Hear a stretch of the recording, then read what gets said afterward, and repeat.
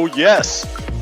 Hello, good morning. Welcome to yet another amazing episode of Redstone Lapis Lazuli. Wait, I'm here.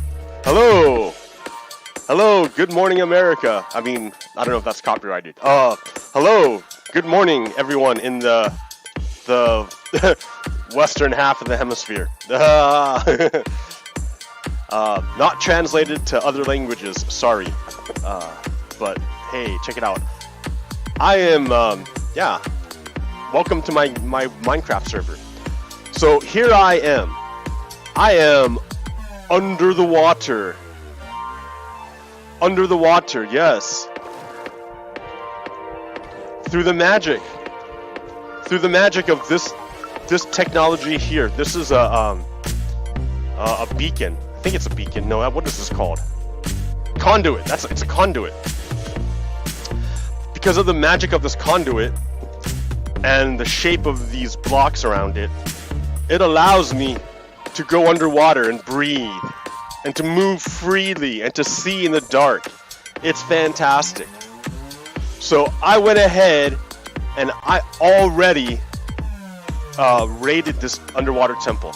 Yeah, I know. If you want to watch it, I think it was on Twitch. But then I deleted it because I didn't have sound. So I raided this underwater temple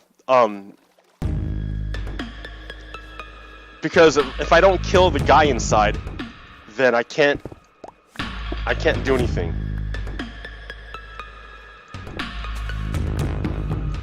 And now that I killed the guy inside, like I can break blocks. But yeah, this is the underwater temple. And I went through here, and let me tell you, I was underwatery.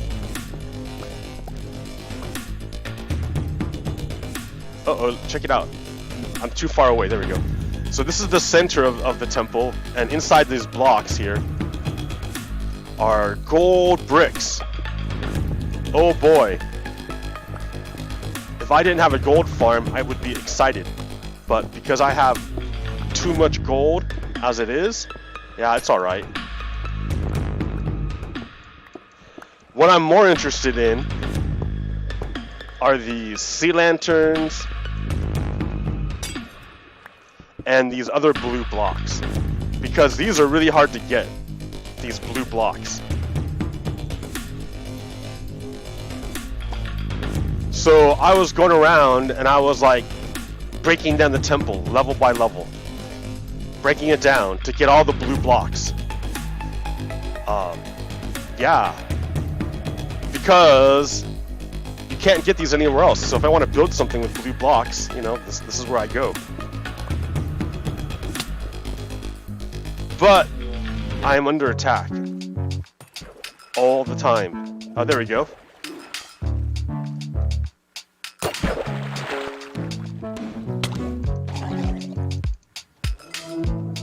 So yeah, I mean, there's that. Now I have amazing armor, so I pretty much ignore everything. But still. I haven't really done anything in Minecraft, to be honest. I've been, I don't know, I've been busy with other stuff. I haven't really, well, I've been playing other games too. So I just wanted to, I don't know, I just took a break. So I didn't really build anything in Minecraft. There's nothing I built. Ow. And I decided, hey, I want to go check out the underwater temple. And this is nice and easy and mindless. It's easy to break down these blocks, these temple blocks, underwater. I don't have to think about it, really. I just go, la la la.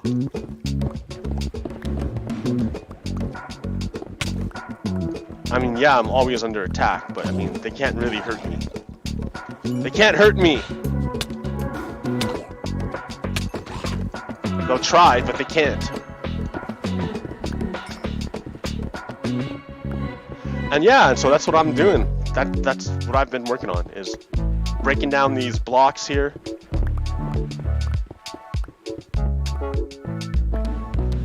And just chilling out, listening to music, being cool. Well, no, actually, no, not cool. It's been pretty hot. It's super hot. Like, I didn't sleep last night because it was so hot. But then, yeah, look at, they all float up, all the bricks. So normally I'd have to swim around and it'd be really annoying. So instead, what I do is I get on a boat and I pick it up by boat.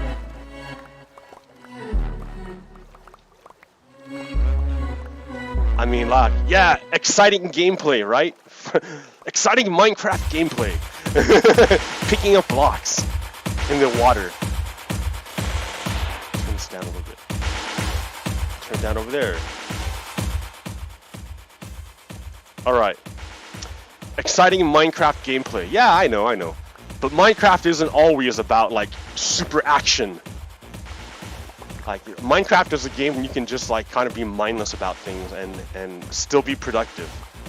Like, picking up blocks after you break them. Like, it's not the most fun thing to watch, I guess.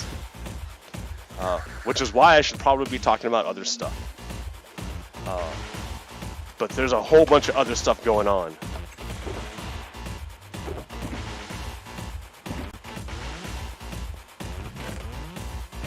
So the question then becomes, well, what other stuff do you want to talk about? There's so much. So much. Yeah, where to even begin? Let me get a shulker box. Black, that's a good color. This one I'm still filling up.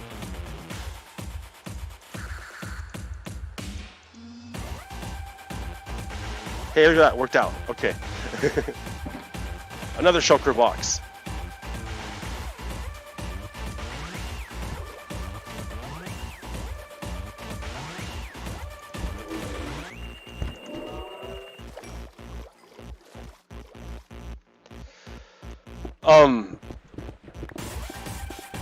What's been going on?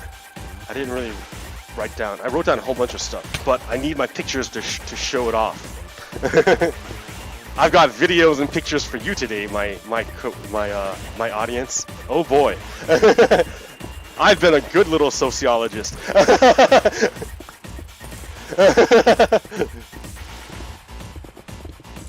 I went to the reopen. Well, there was okay.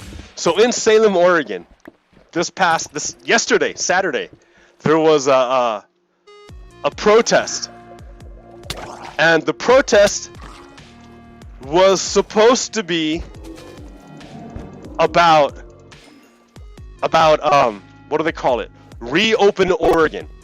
They want to reopen Oregon. So these people are tired of the economic restrictions put on Oregon due to the coronavirus. They don't like it, and they want it to stop.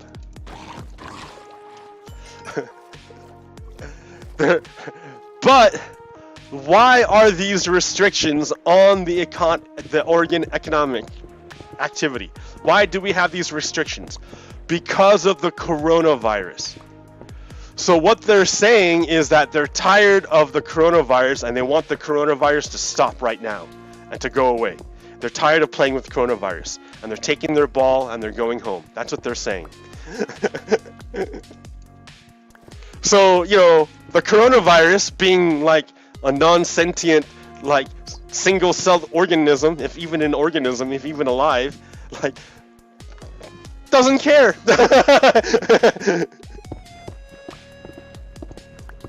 All it wants to do is make more copies of itself. And the way it makes more copies of itself is through the air when humans breathe on each other without a mask. That's how they make more of themselves. So, what do these reopen protesters do? They say, we don't want to wear a mask. So they want to help coronavirus. They want to help coronavirus spread.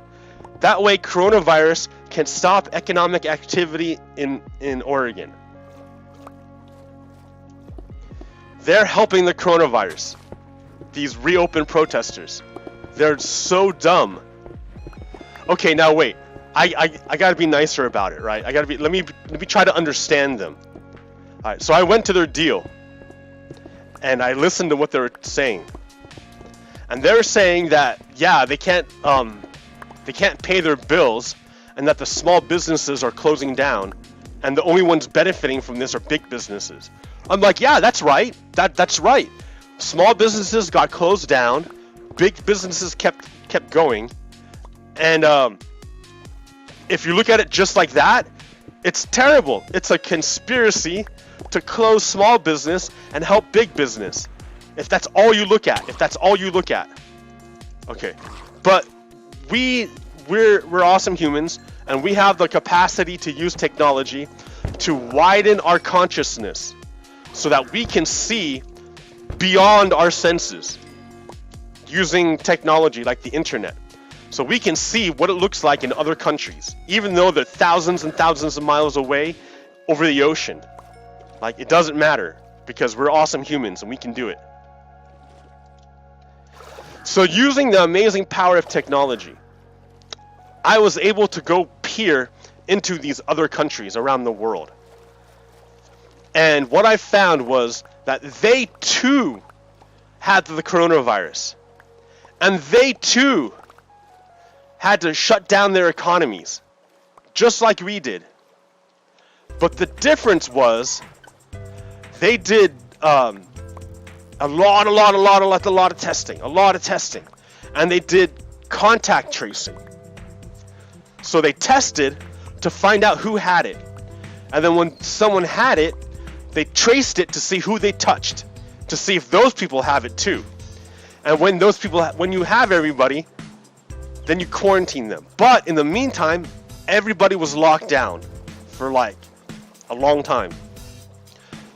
But here was the difference. When those people got locked down, they didn't just get locked down and starve to death. No, the governments paid them to stay home. The government paid for them to be at home. Like, that's amazing, right? So that means if you're out of work, it's not a big deal because the government is paying you to stay home. Oh, your business was shut down? It's no big deal because the government is paying you to stay home. They're literally paying you to stay home. Like, it's so easy.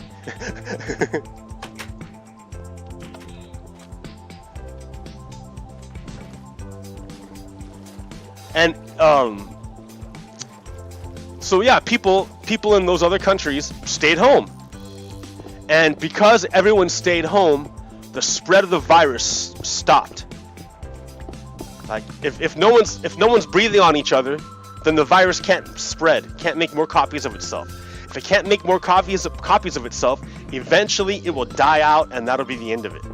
If it can't find new bodies to infect, it's gonna die out. And that's what happened. In all these other countries around the world. What happened is the government paid for their people to stay home, paid for the businesses to small businesses to stay afloat, floated the small businesses, kept them going, and then did contact tracing and all that good stuff, and eventually the virus died out, and their cases became very, very small. So their economies, all their economies rebounded super fast. They just like instant rebound. Like it went down and then it went back up. It went down and then went back up. So, okay, that's cool. So the government floated the small businesses and paid the people to stay home until the virus died out. And when the virus died out, then they started reopening their economies. They're the ones who have their schools open. Like they have open schools. They have open businesses, open bars, whatever. It's all open. But not the United States.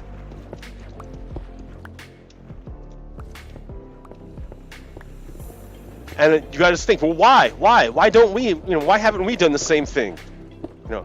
So okay, these reopen protesters are angry because they want to reopen the economy, even though they know they will spread the coronavirus by doing that. Because our government, what happened with our government was that, okay, we shut down, everyone shut down. That was bad for small businesses, you know, and okay for big businesses. They made money. All right. But the problem was that the government didn't float the small businesses.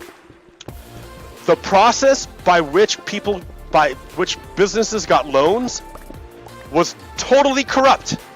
Totally corrupt. It meant big businesses like Kanye West and Bill Gates and all these other like rich people, they all got loans to keep afloat because even though they're rich and big businesses, but the small businesses, like 90% of them got denied, or the program just wasn't available to them. So yeah, I can see why these reopen protesters would be angry, because the government failed them. Instead of floating the small businesses, it gave loans to big businesses. It was a big looting. They looted. The government looted the treasury to give money to big businesses while making small businesses go out of business because it didn't support them. So that's one problem. The other problem is people not being able to go back to work. Like if you worked in a bar, your industry is gone. As long as coronavirus is here, your industry is gone. So you don't have a job. You're out of work.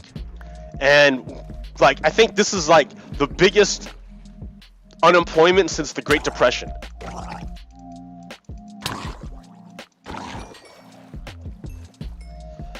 So yeah, there's massive amounts of pain out there, economic pain, because all these people, you know, when you're a worker, the only thing you have is your labor.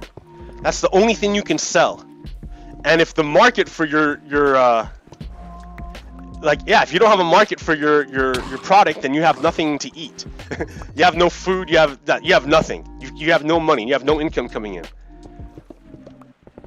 And that's gonna wreck you. That's gonna cause economic anxiety. It's gonna cause all sorts of problems, right? Because you gotta take care of your kids. If you're a dude, if you're a man, you have this idea that your whole job is to take care of other people, right? That's how you're a man. If you can take care of other people and provide for them and protect for them and take care of them, that's your manhood. And if you can't do that, then you're gonna have a crisis of identity. Who are you? If you can't provide for your wife and kids, then what good are you? Now, I don't know if that's the healthiest way of thinking, right? People are more than what they can do. Like, oh, hey, it's dark now. Oh.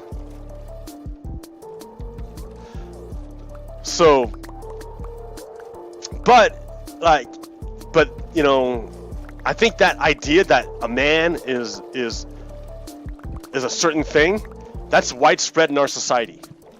And so if you're a dude, if you're a man, and you can no longer provide for your wife and kids, then you're gonna lose your sense of worth. You're gonna feel terrible about yourself. So again, if the government would have supported the people, then this burden on the working people would be far. I'm just talking about the man, right? What about women? Women have to take care of, you know, the maternal instinct. Take care of your kids. If you can't take care of your kids, then like, what kind of mother are you? Like, you have, and to take care of your kids, you have to work to have money. So like, yeah, the whole thing ties in. It's. I can see why it would be deeply disturbing to the reopen protesters if they can't provide for their kids and their family. That's who they are. That's who they are. And you're telling, and they're saying you can't do that anymore. Who would you be anymore then if you can't do that? So okay, I get it. I see. But then again, I do my magic trick, right? I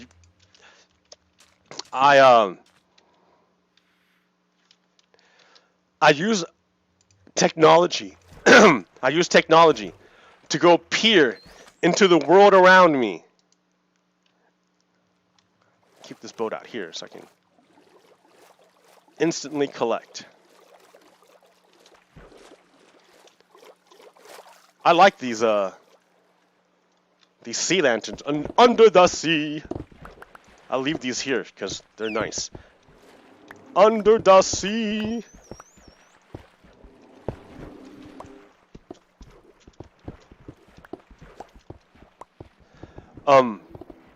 So when I look in other countries, what do I see? I see the governments of other countries literally paid their people to stay home for like 3 months.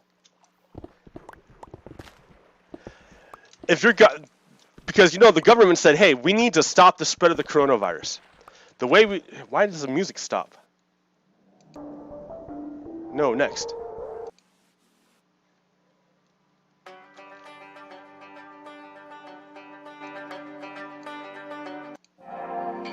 Okay. So the government's like, we need the coronavirus to stop spreading. The way we get it to stop spreading is if everyone stays home. So we're gonna pay the people to stay home to stop the spread of the coronavirus. Because once the coronavirus has stopped its spread, we can reopen the economy safely. Right? And everyone can go back to work, and the government can stop paying people to stay home. So, okay, in other countries, what they did is the government paid the people to stay home. Pretty awesome, pretty nice. That's a good way to get the coronavirus to stop spreading. If everyone stays home, there's no coronavirus. It stops. Right. Did that happen in the United States? No! What happened was the Republicans were really, really concerned about paying people to stay home. They didn't want to do it. They really didn't want people to pay people to stay home.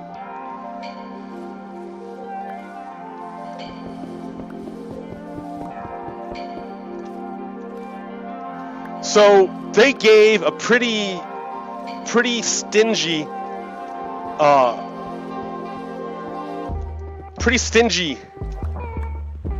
deal.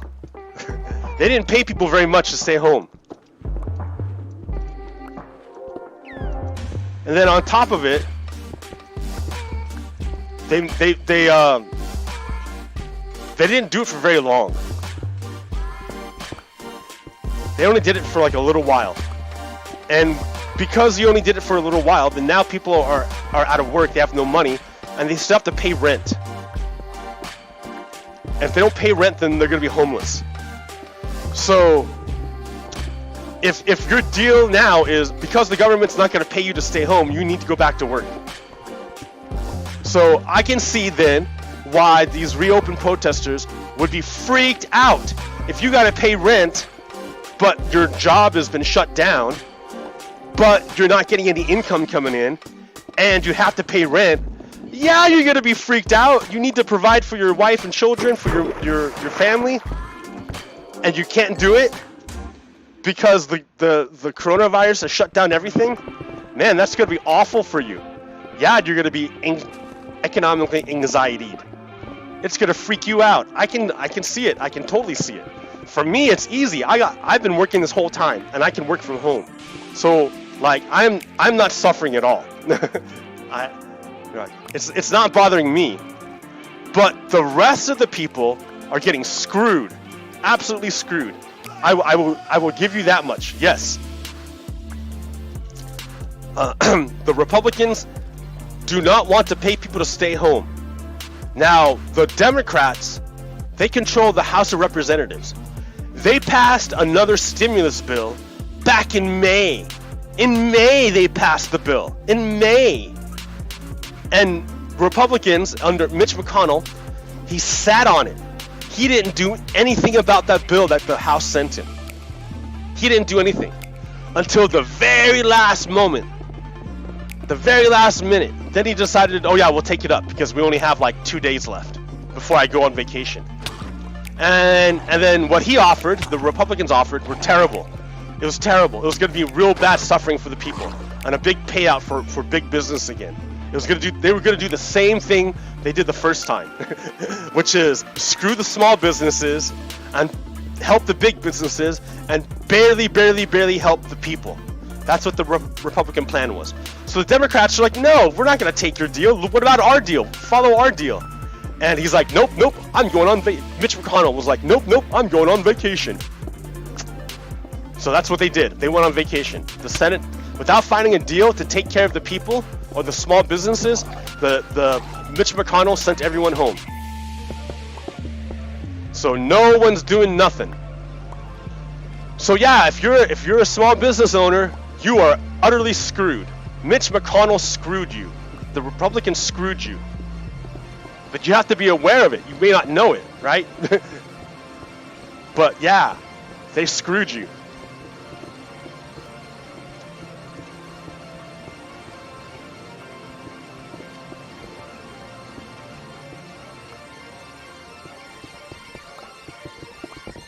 Okay, so I'm saying that I did listen to the reopen Salem or reopen Oregon protesters. I listened to them. I heard them. What was the other thing that they said? They also said a lot of nonsense. Let me share you the nonsense that they were talking about. They were saying stupid things like the coronavirus is a hoax. They're dumb. Saying that is dumb. Like, I understand what you're saying about the other stuff, but when you talk about coronavirus, you're dumb. Because none of those reopen protesters, none of them were doctors. None. Zero. None of them studied viruses, biology, nothing. None of them. They didn't have a clue. They had no idea. They were totally ignorant about the whole thing. They're not doctors. They're not epidemia. I don't know what the scientific words are. I don't know. But they're not virus doctors. They're not disease doctors. They're not doctors. They're not body doctors. Like, did they even go to college for any kind of degree? I don't know. I'm not ragging on them for not going to college. But what I am ragging on them is that they're trying to talk knowledge. They're trying to make a truth claim, but they have absolutely no proof and they have no credentials. They have nothing. They didn't study it. They didn't go to school for it. They didn't have any license for it. They're not doctors. They don't know. They don't know anything. But they're talking like they know better than doctors. That is stupid. I can give, maybe they need a more down-to-earth example. How about this? You take somebody who has absolutely zero knowledge of electricity, and you have them go wire up a house.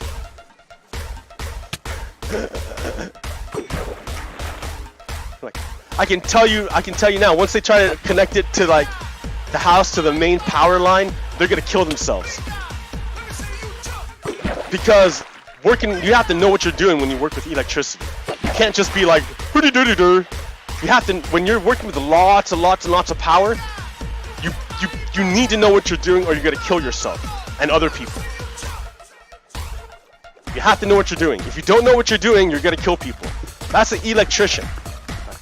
So, with these reopen protesters, who have absolutely, if they have no knowledge of electricity, would they be telling people to go wire their own houses to the main power supply, to power lines, to big, heavy-duty power lines? Would they be going like, yeah, we don't know anything about electricity, but we're gonna go wire up our own stuff to the main power line? Yeah! No, that's dumb. That's dumb. The same thing with the coronavirus. Are you a doctor? No? Then don't talk crap. Don't talk crap. You don't know what you're talking about. You're spreading bad information. So as it is, none of the reopen Oregon protesters were wearing masks. And they all denied the virus. So it was kind of funny. Because they want to reopen Oregon at the same time as they're spreading the disease that keeps Oregon closed.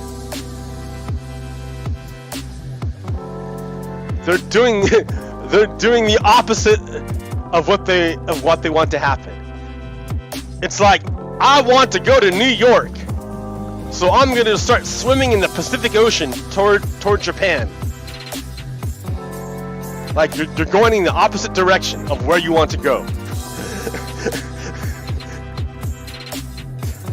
So that's one thing. That's one thing that they're wrong about. They spread a lot of bad misinformation, a lot of misinformation.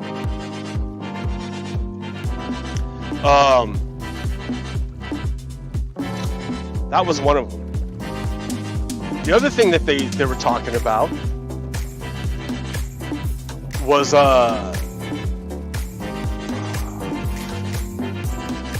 this is probably boring to watch. Oh well. The other thing they were talking about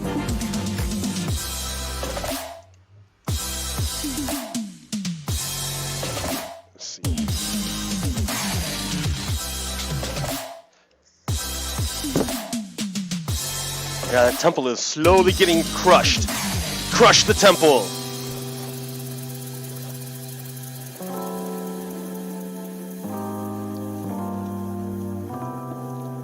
The other thing they were talking about that was totally wrong. Let me think. What was it they were talking about?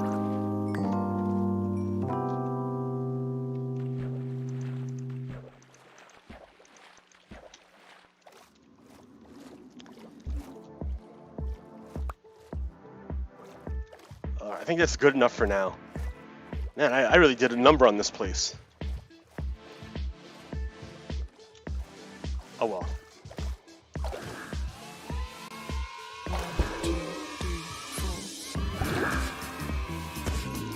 I wonder if I can. I should maybe think about making a Guardians. Well, maybe not here. I wrecked this temple.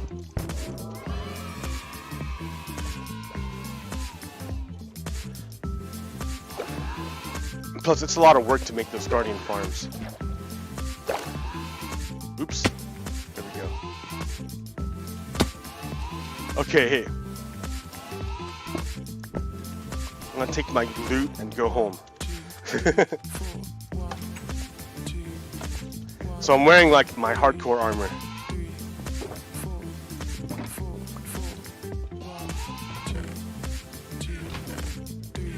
Yeah, put it in the ender. Oh, actually, I don't need to put it in the ender chest yet.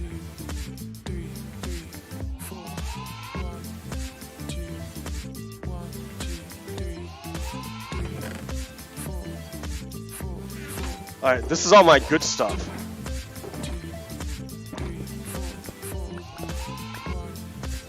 That goes in the ender chest.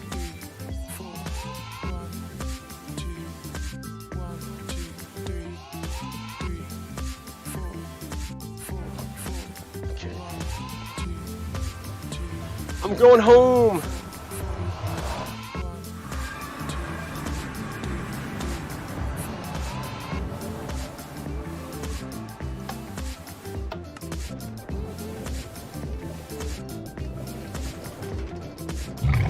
Whoa, hey. What's up, guys who want to kill me?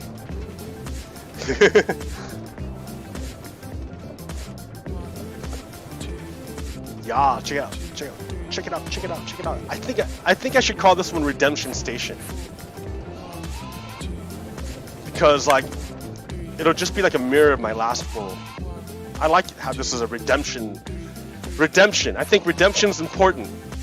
Redemption.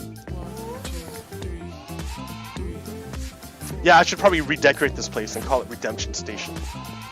Because redemption's important. If you can't have redemption, then what's the point even? If you can never be redeemed, then what's the point? If redemption is beyond you, then you might as well give in to the utter darkness. Because you can never be redeemed. Well, no. Like, the whole point of hope is for redemption.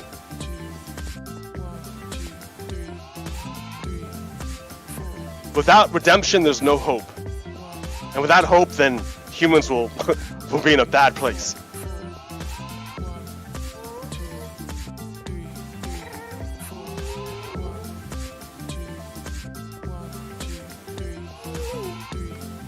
So, alright, what am I looking for? Let's go to the factory. Without redemption, it's a terrible thing.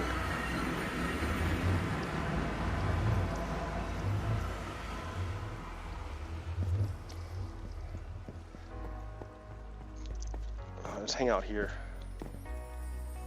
Okay, what have I been going for, like a half hour? All right, time to switch over. Switching gears. Here, let me stop this music, and let's listen to some of this Minecraft music. I gotta turn this up a little bit. I got all these discs. I should listen to them. I don't remember what direction I started in. Did I do mall? I kind of just guessed.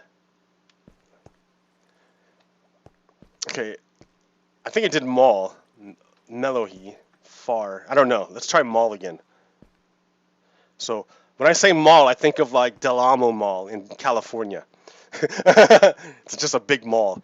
You know, God, that's gonna make me sound old. Back in the day, I remember when the Sega Genesis game system came out, and it debuted, or they had set up a kiosk in the Del Amo Mall in Southern California, and I remember playing Altered Beast, the game Altered Beast, on the Sega Genesis system at the mall, and thinking, "Oh my gosh, it's so cool! Oh wow!" Man, and look where we are now. Okay, I'm gonna play a music disc in the game.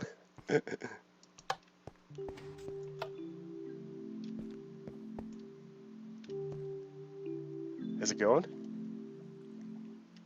I can't even hear it. I can't hear it. There it goes.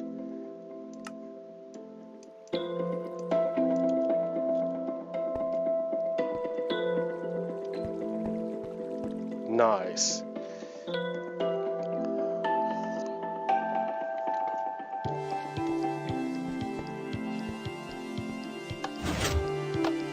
So that's how this works.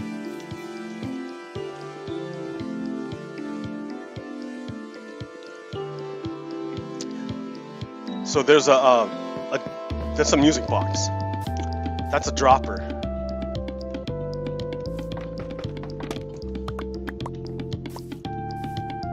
That's a dropper.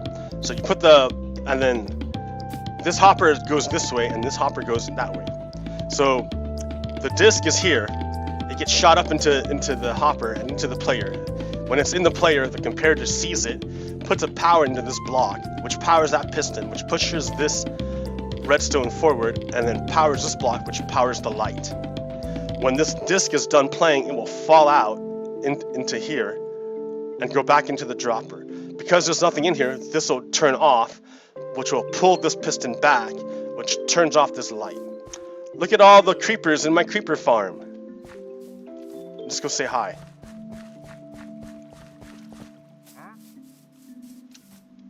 Oh, the close one.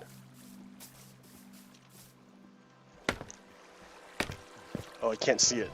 Oh, there we go. Hello, my creepers. Hello, so many creepers. Hello. All right, all right.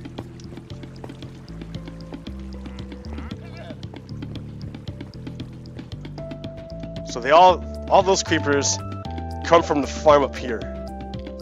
And there's a certain distance. I haven't worked out the distance yet. And now I'm on the roof.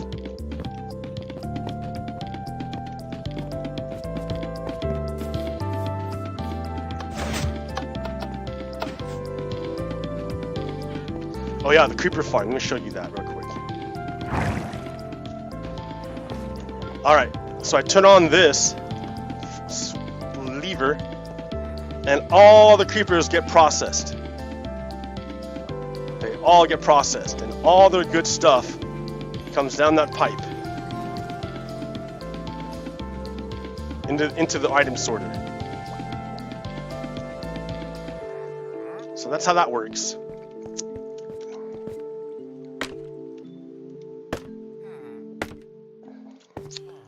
Does it still work like this? Or do I have to work out the distance more? Like, I'm not sure exactly how far I have to be. But yeah, creepers will spawn in here. Oh, they're there. There's some right there. See? 1, 2. 3. And they're just gonna fall in. Fall in the hole. Maybe you have to be even closer.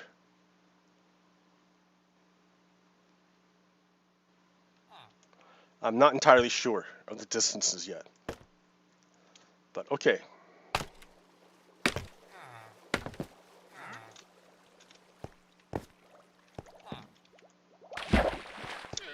Melohi. No, Melohi. It's like a waltz. Okay, let's look at some pictures.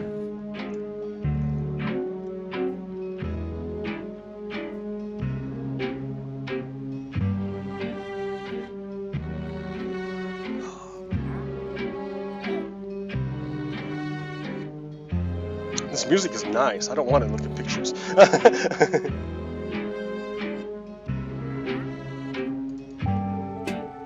Okay.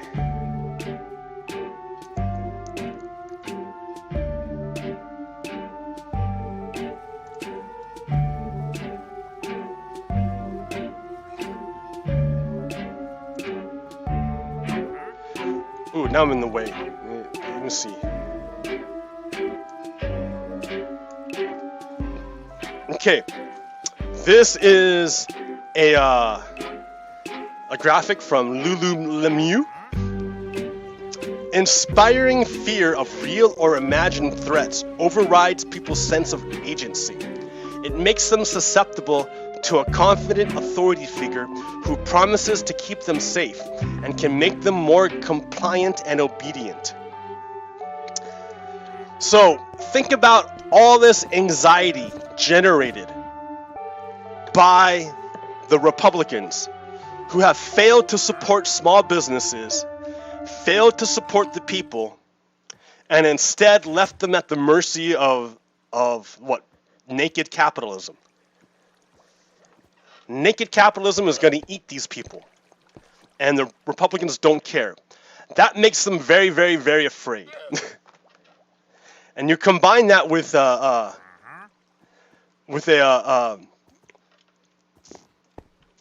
media that makes them more afraid, which is Fox News.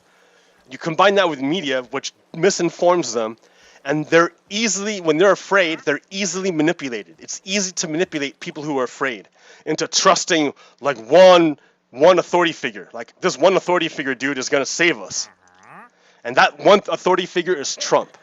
And yeah, he's been talking about how he's gonna like send in the police and send in the military and like, yeah, so he's acting like the big tough guy, like he's the only one who could protect you from the raving hordes of I don't know what. Let me put some of these shulker boxes away. They're special boxes. I'll put them in here for now.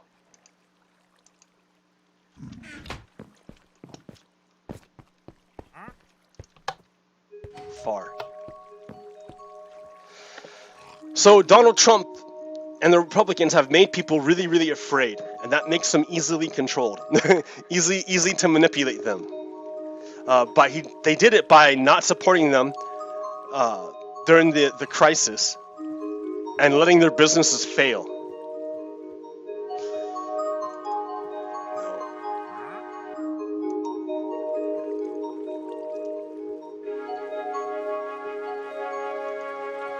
Another one that's really good, really, really important,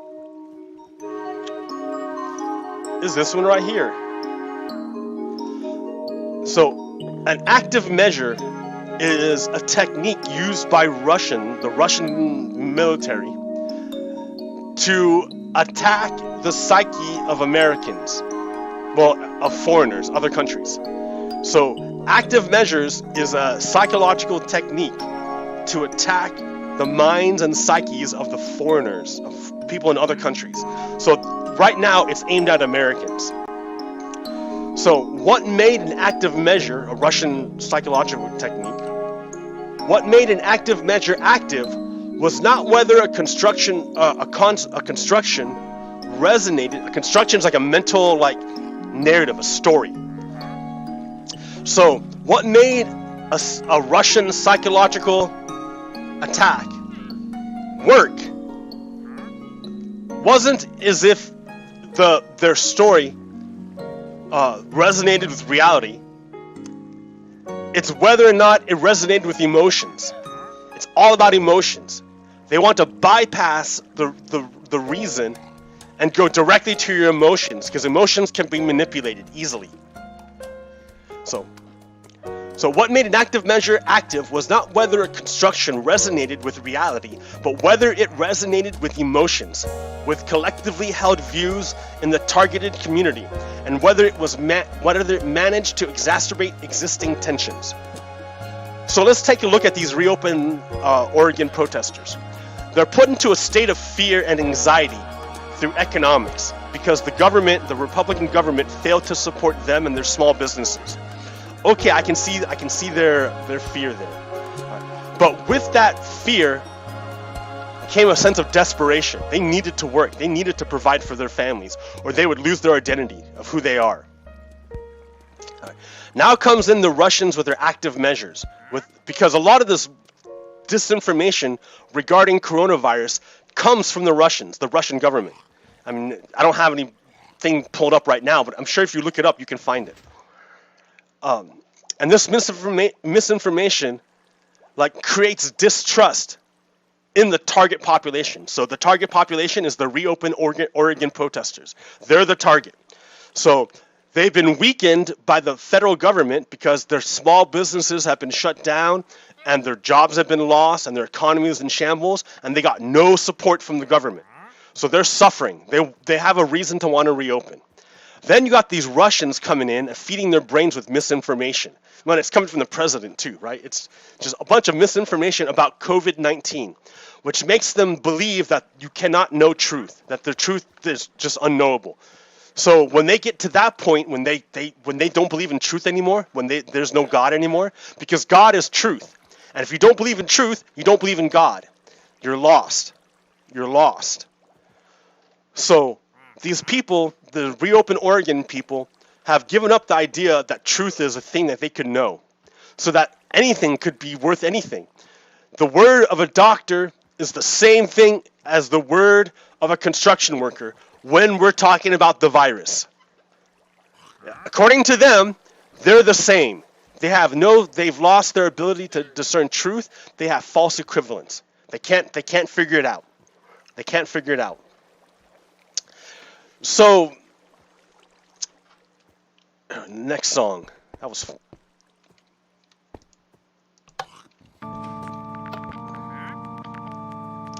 So, wow.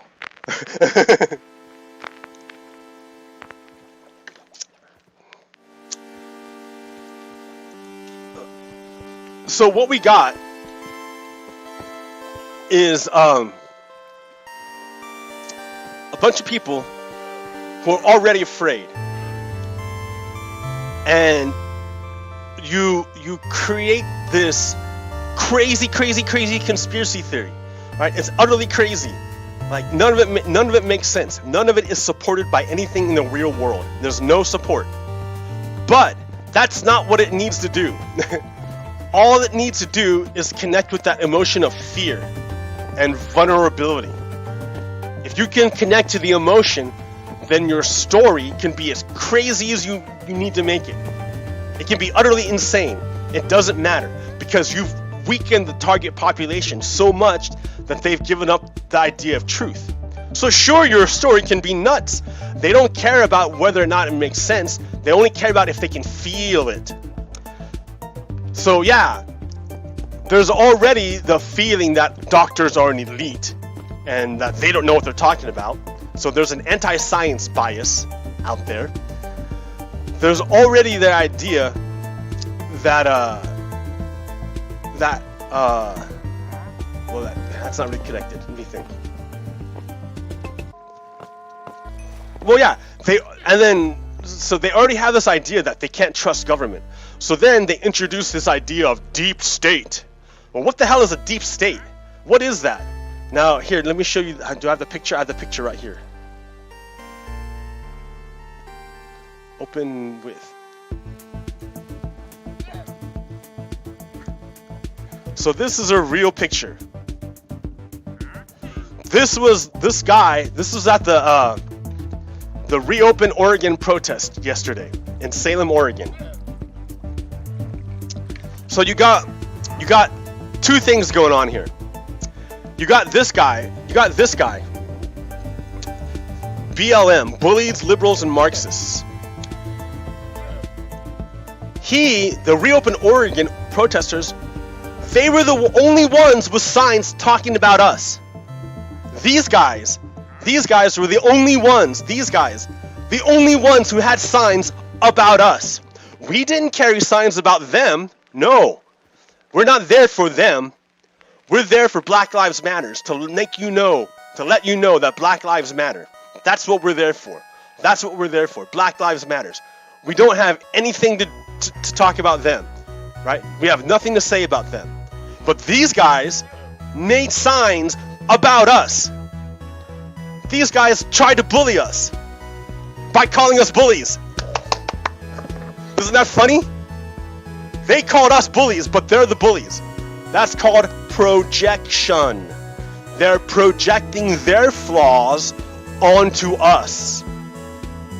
So they're the only ones with their stupid sign saying this nonsense. Right? None of our signs attacked them, but they had signs attacking us. Okay, they're bullies. All right. And then you see this other thing right here, right next to it. This Q sign. What is that about? What? That's what I was talking about, right? When you have weakened the target population so much that they give up the idea of truth, you can tell them anything. And as long as you touch their emotions, they will believe it. Because they don't have any sense of reality anymore. So what is that Q thing about? Let me pull it up this way. What is Q about? Dude, what did I do with it? It was like a long thing.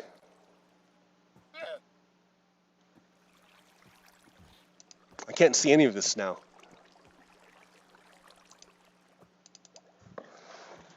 Nope, not that one. Hold on. Did I fail to save it?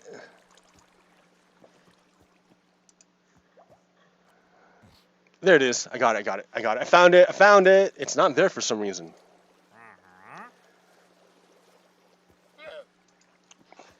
Okay, what is this Q? Oh man, that's terrible. That's terrible. That's so small.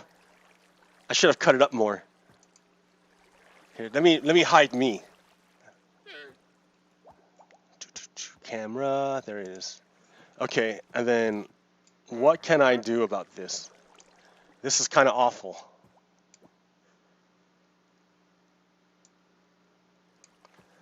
All right, here, let me zoom in.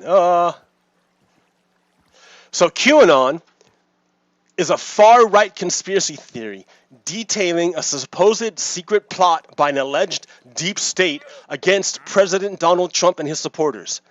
The theory began with an October 2017 post on the anonymous image board 4chan by Q, who was presumed to be an American individual, but probably became a group of people. Q claimed to have access to classified information involving the Trump administration and its opponents in the United States. Analysis by NBC News found that 3 people took up the original Q post and expanded it across multiple media platforms to build internet followings for profit.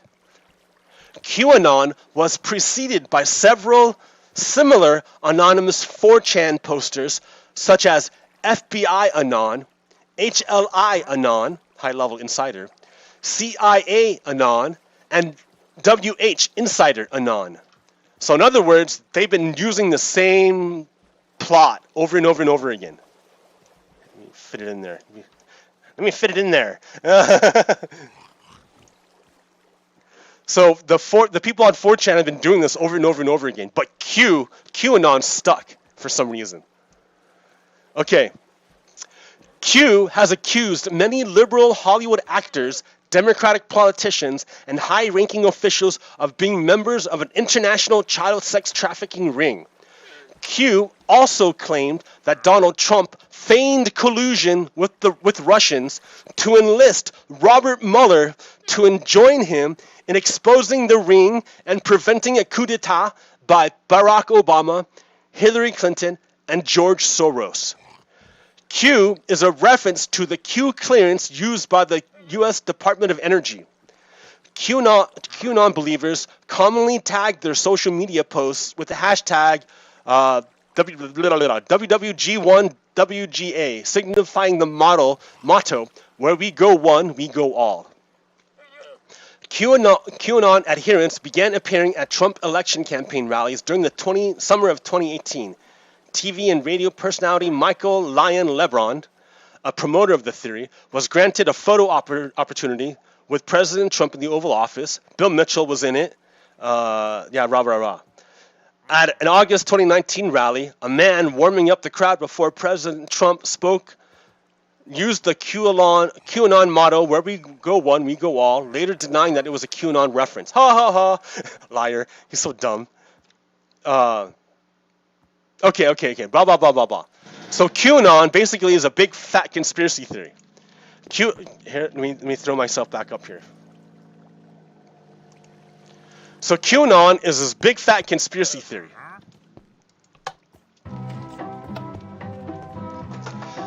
And it's crazy. It's saying Donald Trump and Robert Mueller are working together, which we know is a big fat lie. That's dumb. That's dumb to think about.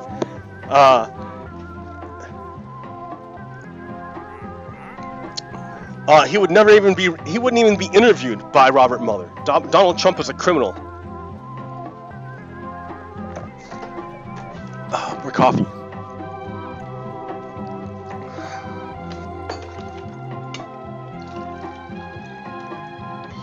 Donald Trump is a criminal. Okay. So Donald Trump is a criminal. Dun, dun, dun, dun, dun, dun. He's not a smooth criminal. He's a bad criminal. He's like a terrible criminal. Ooh, hot coffee. Nice. Okay.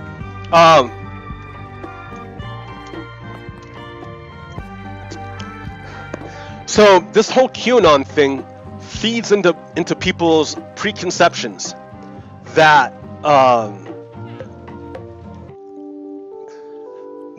because they've given up truth. So you can feed them whatever crazy conspiracy theory you need to and they'll believe it, because hope is a funny thing.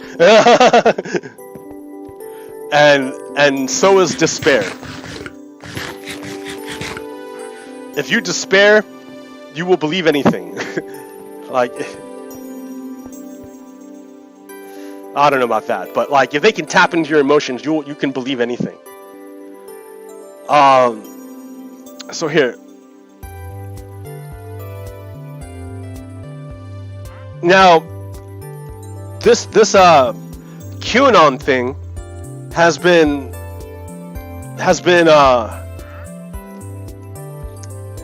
it's been helped by the media, because people don't know how to pick good media sources. They don't know how to pick it. They have no idea. So a lot of the people who promote QAnon get their information. Oh, come on, dude. Get their information from over here. Oh, it's not working over here. Let me see. Okay, hold on. That's where they get their information from, is this corner, right? That's the whole thing. The information here at the top. No, wait a minute. Okay. The information here at the top. This is the good stuff. This is where you want to get your information from. Right? You want your information from Reuters, AP, Bloomberg, ABC News, CBS News, your local papers, Political, Axios, Monitor, The Hill, Wall Street Journal. All these guys are great. This is where you want your information from. Even down here is not, well, somewhat okay. National Review, not so good. Jacobian, but when you talk about QAnon, where is that coming from? QAnon comes from here. This side. InfoWars, Onan, New York Post, Fox News, Daily Caller. All these guys are terrible news sources. If you get your information from here, you're getting poisoned. You're getting bad information. I mean, yeah, look, there's stuff on the other side, right? But do you know any of these? I barely know. I know Daily Costs and Alternate. That's it. But I never use them for media sources. I don't even know these guys. Who are these people? I don't even know. So there's only one group that's really getting their information from one source, and it's all coming from this place here. All right. And it's on par with, like, the Inquirer.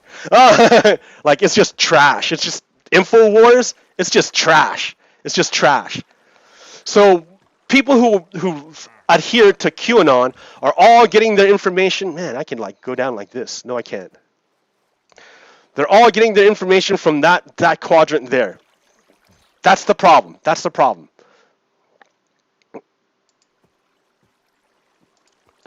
So let me show you some video clips of the actual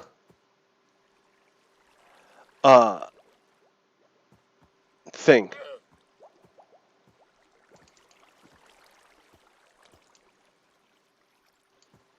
Oh, wait a minute. Sound.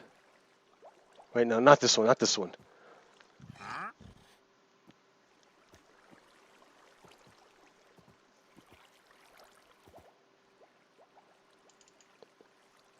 All right. So here we are. Here, I'm going to hide me. I'm going to hide me.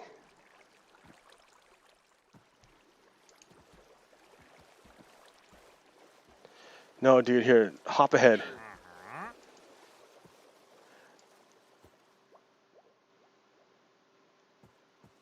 Where's the good start?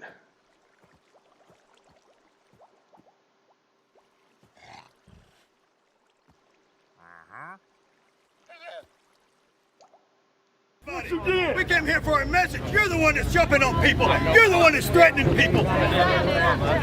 Look at them. They're all wearing the same shirt. They're all wearing the same Taps shirt. You see that? I like how they came over here just to fuck with us. Swear to God. So yeah, we're having a counter protest off to the side, and they came over to our side to mess with us. They came over to us to mess with us.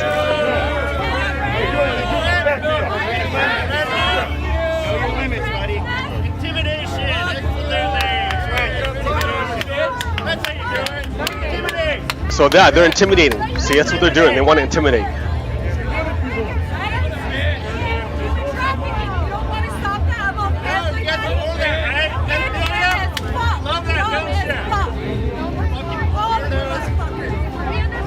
These guys are full of shit. They don't know what they're talking about. They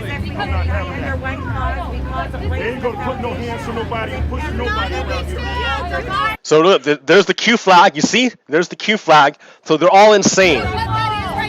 They have the Q flag. It shows you that they're all insane. Here, I'm gonna put me back up because I like having my face there. In that corner. All right. So fuck all you guys and your families and what you're saying and your children. You guys are ignorant as fuck. You don't even know. Well, look up. They're talking to us. See? They're talking mad crap to us. They're trying to instigate fights. Their entire side is about violence. That's what they're about. Violence. They come over to us to mess with us. They try all sorts of crap. That's it. That's all you got. not here about what's that mean. You see how we're not saying anything back to them? That's all them talking shit. That's all of them. Don't all lives matter? Do you know Luke This guy right here. Do you know Luke 15? That guy right there is an instigator. He's a biker that tried to escape fights. He's drunk. 15? Why are you guys up on the stage, though? Why are you guys up on the stage? We have a. What do you mean you don't want to talk about it? That guy's he's a white supremacist, and he wants to fight. 15. Pardon? Luke 15. Luke 15. I'm sorry. Luke 15. Luke what? Luke 15. Look it up. Bible. Yeah, oh, in the Bible? What's it say? Tell me. Look it up, sir. You look it tell up. me. You can go ahead and look it up. I'm helping you out. You know, hey, listen, hold on. I gave you a seed. You go gave me- cultivate it. You gave me a number which I'm not familiar with. Okay? Luke 15 in the Bible. Can I look it up? You give me a minute? All right. Well, it's not on my phone. What do you? Can you quote it to me? Please. I'm not going to quote it to you. Pardon me? I'm not going to quote it to you. Because you don't know it? Because you don't know it? You see how all he does is accuse? This guy is trying to instigate a fight. He's trying to instigate a fight. He doesn't really care about anything. That's what I talk about. When I say Nazis don't use the word in good faith, he's acting as if he's trying to use the word in good faith. But all he's trying to do is instigate a fight. The entire time he tried to press into our group to get into a fight. The whole time. Tell me. Luke What 15. is Luke 15? Luke 15. Well, what is it? What's it got to do with fucking America? Luke 15. Hey, guess what? You know, hey, guy. Okay. Hey, guy. Dude, come on, man. Excuse me. Can I walk? Now he's trying to get through. He's trying to push into our group. He's not wanted, but he's trying to push in there. Excuse me. Can I not? No. So you're blocking me. Yeah. All right, well, go ahead. Block me. I'm here with that. There's that QAnon. See, they're all crazy. And they're all coming over to our side to mess with us. They have their own deal there and they won't go to it. They're coming to our side instead. Look at that guy right there. I can't zoom it. Can I zoom it? Yeah, I can zoom it. Look at that guy right there. Look what he's got on his hip. That's a big ass knife. That's a huge knife that this guy's carrying on his hip. Look at the guy next to him. You see that? He's holding a baton.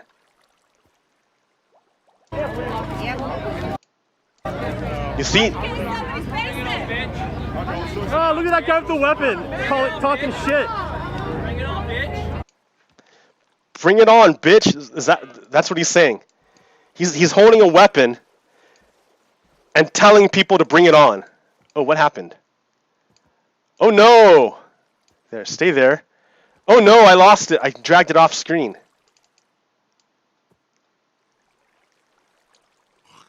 Uh-oh. Oh no, I dragged my window off screen. Are you serious? It's just gone now? Uh-oh. What if I close it and reopen it?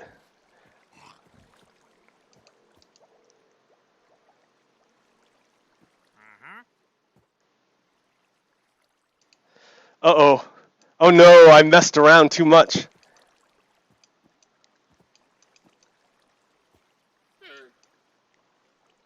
Alright, what if I delete this one? And then re-add it.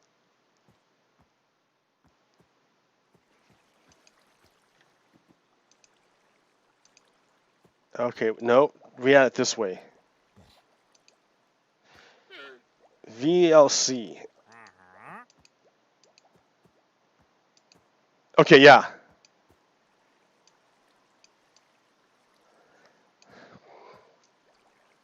Bring it on, bitch.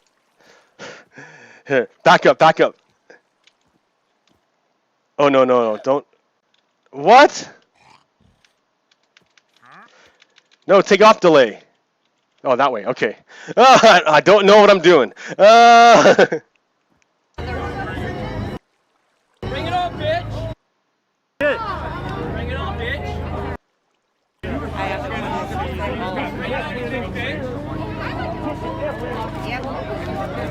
Why'd you get in somebody's basement? Oh, look at that guy with the weapon. Talking shit. Bring it on, bitch. Bring it on, bitch. Bring it on, bitch. Bring it on. We don't So a guy holding a weapon, that guy holding a weapon, standing next to a guy with a Bowie knife, is trying to get people into a fight. His hand. What's in his hand? Look at his hand. Look at his hand. You see that Bowie? No, you can't. You see that Bowie knife? The guy's got a Bowie knife, and that guy's got a baton in his hand, and he's trying to start a fight. So these guys with weapons are trying to start fights with us.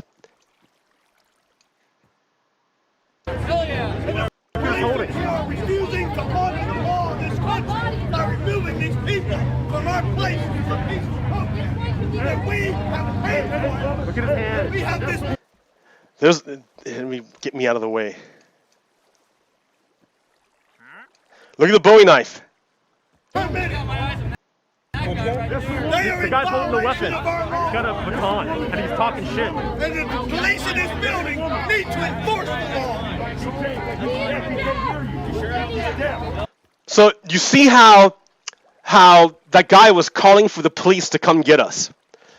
So remember that the core tenet of conservatism is that the law, the in-group, there's an in-group that the law protects but does not bind. And then there's the out-group that the law binds but does not protect. So what he's doing is calling by, they're all breaking the law by having these weapons and stuff and threatening and menacing, right? So they're breaking the law, but they're not bound to the law. They can do it because they're the in-group. But they expect the police to come out and protect them because the law, because of the law. So they want the law to protect the in-group and attack the out-group. But we're there. We're legally allowed to be there. We're not disrupting their protest. We didn't go over to their side. We didn't go stop them from playing their music. We didn't do nothing. It was a silent sit-in protest. All we did was be quiet and sit down. And they came over to us to mess with us. That is the nature of their movement, is violent. They have a violent movement. That's what they're about.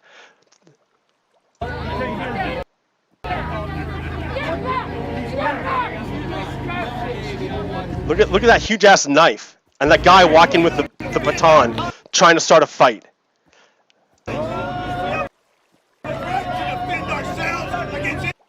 look at that Bowie knife. The guy's just holding a Bowie knife. So they're menacing us. They're basically menacing us.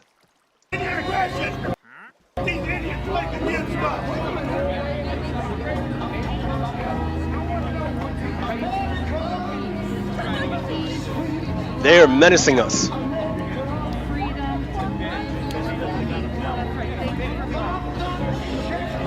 And there's...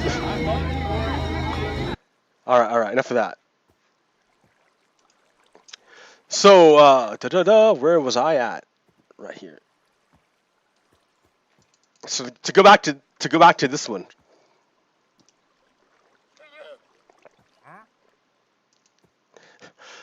That's what they're about. They're bullying us, and they call us names, and they have weapons, and they try to start fights with us. It was hilarious. His name. I don't want to put him on blast. I would love to, but I won't do that today. See, this guy is all the way over to our group trying to start a fight, and then this dude right here is carrying a weapon. Another guy. A 15-year-old girl online to an undercover officer. You want to know what he got sentenced with? Does anybody know? You see how they all wearing the same TAPS shirt?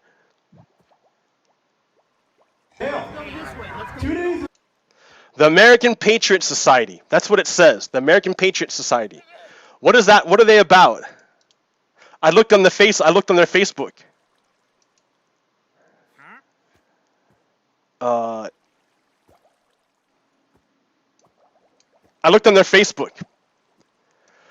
This is what they're about.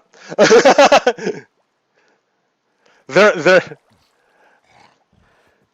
So there's Donald Trump with a giant gun.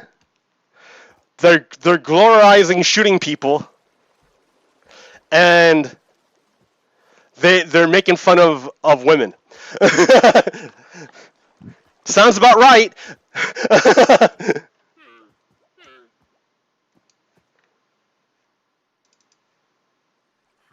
Jail and 2 years of monitored probation. That's the kind of laws we have that are bringing down these sick freaking animals. So yeah, all right, this guy he's just trying to start a fight. This guy is over and over and over trying to start a fight. Okay, what else do I got? Instigator.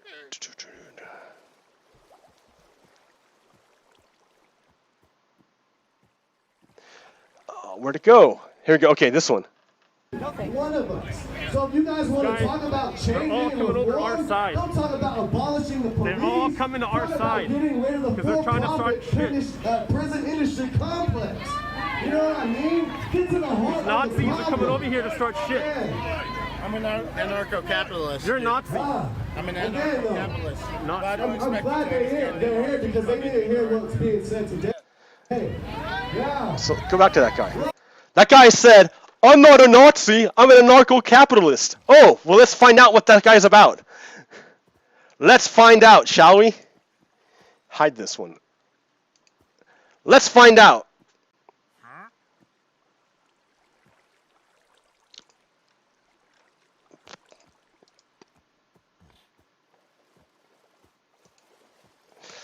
So here's the political compass. What he called it, so what this does, instead of having the normal bipolar, the two sides where you have either left or right, Democrat, Republican, it's a one-dimensional line. It doesn't do any, it's a terrible way of thinking about our political landscape because it doesn't take into account the various dimensions. So in order to make the mental model be more accurate, you add another dimension to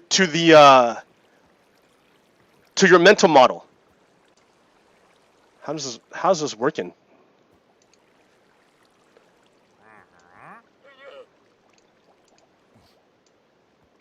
You add another dimension to your mental model. So you have your economic left and right, right? So that's like collectivism. So you gear the economy for the collective, or you gear the economy for the individual. That's the difference, right here. So this is economic freedom, and this is social good, the direction here. Okay, the up and down is for this is the economy, but the up and down dimension is for the individual. Going up, you give more power to the state and less agency to the individual. And going down, you give more freedom and agency to the individual and less power to the state. So you can have various ways of looking at the world, and this map works better, and I'll show you why. So we switch to that one. So to break it down, this is kind of old, but that's all right. So Hitler was up here, right? This is the Nazi. This is high in the authoritarian, and not so far, but a little bit over to the economic freedom side.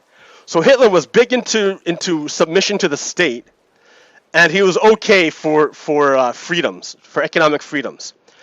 But this dude said he was an anarcho-capitalist. So that's over here with Ron Paul, Friedman, those guys, right? So you would think, yeah, they're not Nazis, But what's the problem with anarcho-capitalists? It's the same problem with capitalism. It happens the same way every time. Because look at the son of Ron Paul. The son of Ron Paul is Rand Paul. And Rand Paul is a traitor. He's a traitor. He betrayed our nation to Putin, to Russia. So he's involved in the Russia conspiracy. So yeah, Rand Paul is a traitor. So what happens every time is if you give total economic freedom to the market, what happens is the wealth gets concentrated into the hands of a very, very few amount of people because you have no mechanism to shove the money back down to the bottom. So all the wealth and property gets concentrated into one group. And concentrated wealth equals concentrated power. So eventually, those people with the power and the wealth will use government to pass laws that are favorable to themselves and not favorable to the people. They don't give an F about the people. They care about themselves. They want to consolidate power. So eventually, if you're an anarcho-capitalist, eventually, every time, your system is going to move over to Hitler. Because in order to maintain this economic freedom, this system, this unjust system that concentrates power and wealth at the top, in order to maintain that, you're going to need a more and more authoritarian state. So these people don't mind the state as long as they control it. They talk like they don't want a state, but they do want a state because they want the state to reinforce their control. So this guy will say, I'm not a Nazi, but he's a Nazi. Here, I've heard this before, right? It's not like he's the first person to say this. Here, wait, I've heard that same thing. Wait a minute, where'd it go? I'm a libertarian. Damn it. What happened? Okay, I've got too many windows open here. Okay, I'm lost. What's going on here? Close that. Okay, try this again. I'm a libertarian. He's a what? I'm a libertarian. Libertarian! He's a libertarian! That guy is Marvin Sanders. Marvin Sanders. No.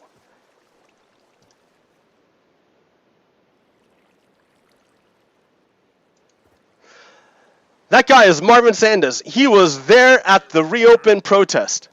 That's him again. He showed up again.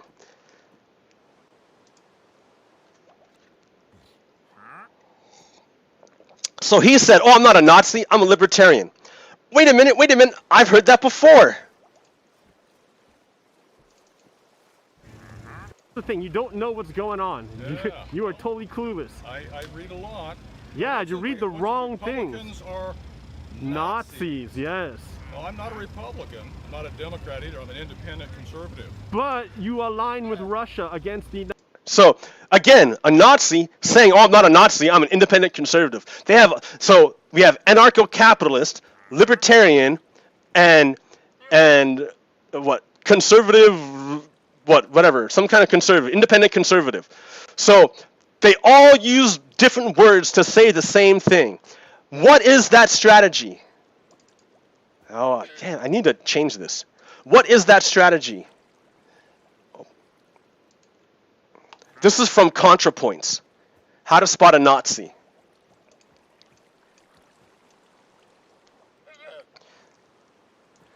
Strategy 1, euphemism. Ah, damn it. Damn it. Like this. Of course I'm not a Nazi. Of course I'm not a fascist. I'm an alternative Euro-nationalist simply trying to preserve Western values. So fascists constantly shift their terminology to avoid the negative connotations that develop around the names of their movements whenever people figure out what they really are.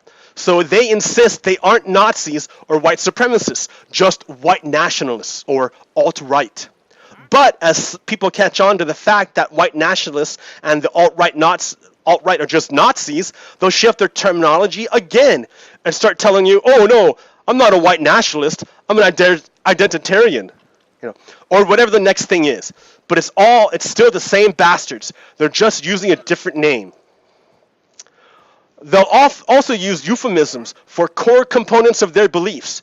If talking about preserving a homeland for white people sounds too fascist, they'll talk about preserving Western culture or Western civilization instead.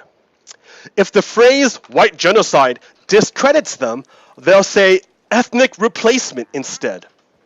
And if it's considered hate speech to want to purge non-white people, they'll talk instead about purging immigrants, criminals, rapists, and terrorists, and leave it to the audience to catch their color coding on their own. Right? So, yeah, they're Nazis. Yes, they're Nazis. They're just trying to hide it with colorful language. So that dude who said, I'm not a Nazi, is totally a Nazi.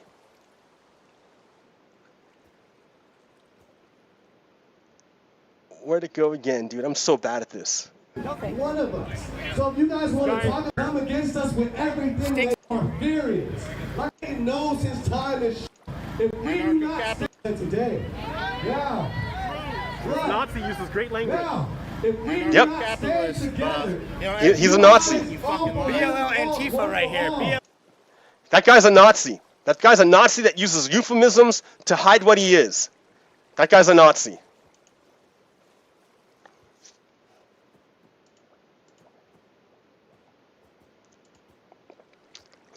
What else do I got? I need to change this so double click opens it up in the good, yeah. All right, here's another guy, right? Check out that guy with a pistol. So all these dudes are showing up with weapons to intimidate us. And then they hold signs saying that, calling us bullies. So they have negative signs about us. They constantly harass us and try to come into our groups. They carry weapons. They talk shit about us. They're all projecting their negative qualities of them onto us. That's what they're doing. That's what they do.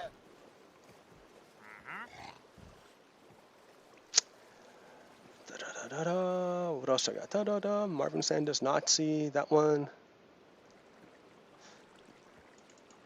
This guy won't back away. He's trying to push in. This guy's pushing away. This guy's pushing in.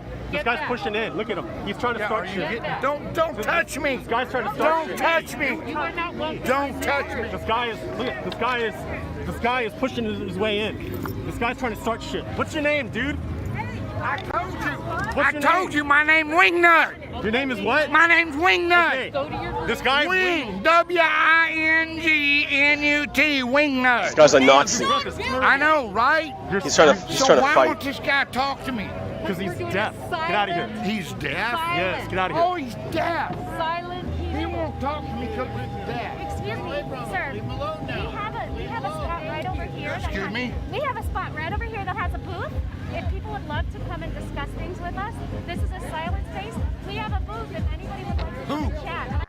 So look, so the organizer is taking this guy's word at good faith, right? She's saying, oh, if you want to talk, come over to our booth and we'll talk to you about this stuff. It's to stop him from disrupting our group. He's trying to push in and he's causing problems. All right? And she's taking him at his word. But I know that he's a Nazi and that his word is no good. He's using the word in bad faith. He's not trying to illuminate the truth. He's trying to use the word for his own power so he can attack us. That's all he wants to do. He's right? Is that guy gonna come over there? I will. I'm one of the organizers. Hi. So he's saying, oh, I want to go talk to this deaf guy who can't hear me and he doesn't use ASL. So does he really want to talk to the deaf guy or does he want to start problems? He's using the word in bad faith. I'm happy to come chat. Sure, BLM, where's your sign? I don't Why have aren't you one. involved in it? You don't what? I am here today to make sure people stay safe and as peaceful as possible. I just want to talk to this This guy's trying to start. See, he doesn't want to actually know about what's going on. He just wants to fight. And he found a guy that he can mess with. Oh, there's a guy I can mess with. Shit. I just want to talk to this guy. No, he's not going to come because he's racist. Every white... Oh, the deaf guy, he's saying the deaf guy is racist because he doesn't want to, because this guy doesn't speak ASL. Do you see how You see how this Nazi uses language? He doesn't use it to illuminate truth. He's only using it to get power. He knows the word racist has power. That's why he uses it. Not because it's true, but because he gets power. That's the only reason. Person is racist, and every black person thinks every white person is racist. And it's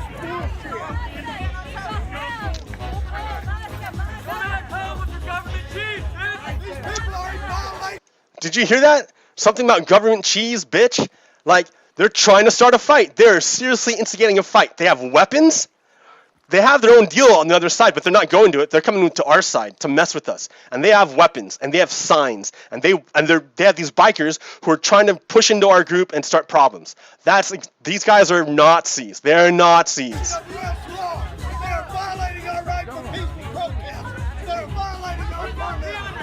Dude. Oh, sorry. come on, Ellie. Sorry. Don't touch me, you asshole. Right. Don't fucking touch me.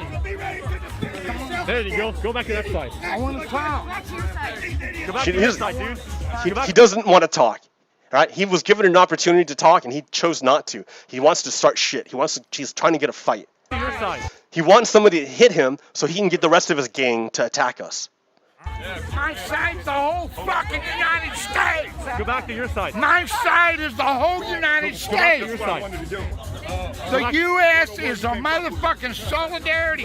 We are fucking fucking whatever. I don't care. Don't put that in my face. Come on, let's talk. Why don't you answer my question? Fuck me, why? I got no racial tensions for you, right? Hold on, I'm on the camera. Hold on, I can't. God. Keep your dude over there. Keep your dude over there. Why don't you get off of him? Look where he is, homie. Look where he is. I don't think he knows that he's dead. No, he knows. He doesn't care. He's an asshole. He's just trying to start shit. I got my pepper spray on ready just in case. No, because if you deploy that, everyone's going to deploy theirs. And that's going to be a mess. It's gonna. I already see it being deployed from several other people. I'm just having mine up and ready because I sometimes get separated from you guys. Okay.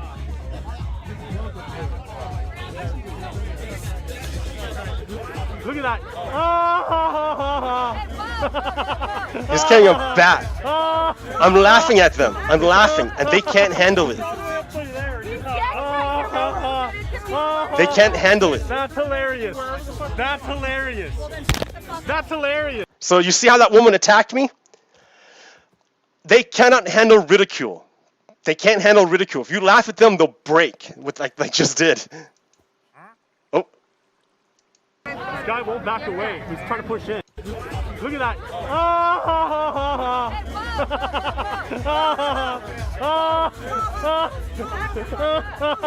He's carrying a bat.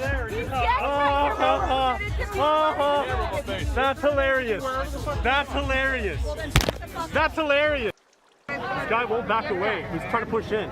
Dude. Pushing away. I tried to pause it. That's hilarious. That's hilarious. Wait, where is it? Hilarious. Oh, damn it. I keep missing it.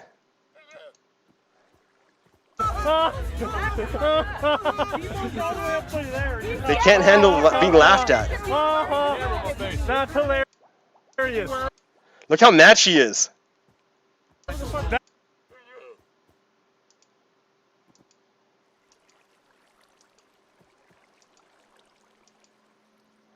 So he's got a rebel flag, right? He's wearing a rebel flag, so he's a traitor. He supports the Confederacy against the United States. Okay, so he's a traitor. And he's carrying a bat.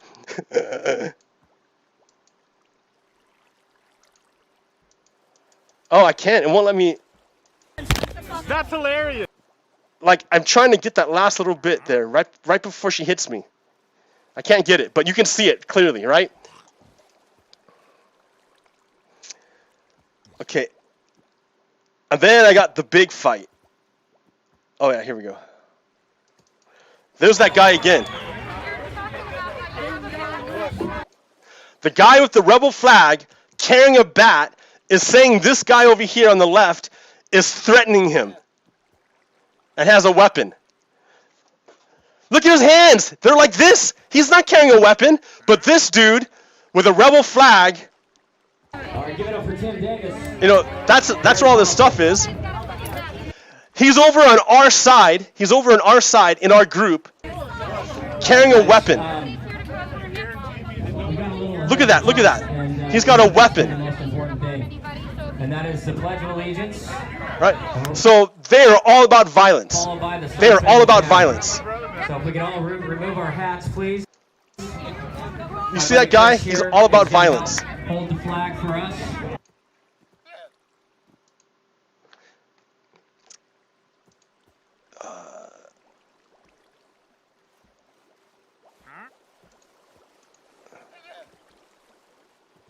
No, so where's the first one of that one?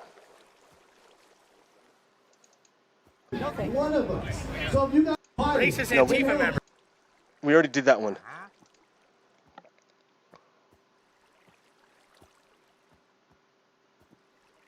Up here? Up here. There we go. All right, yeah, here's the next one. Why? Why would she attack my phone? What the fuck was the point of that?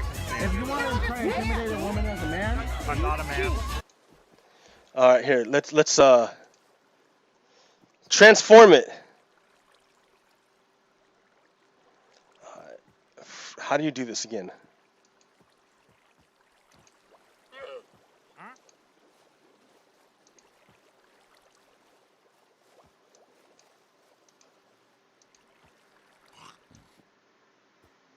No.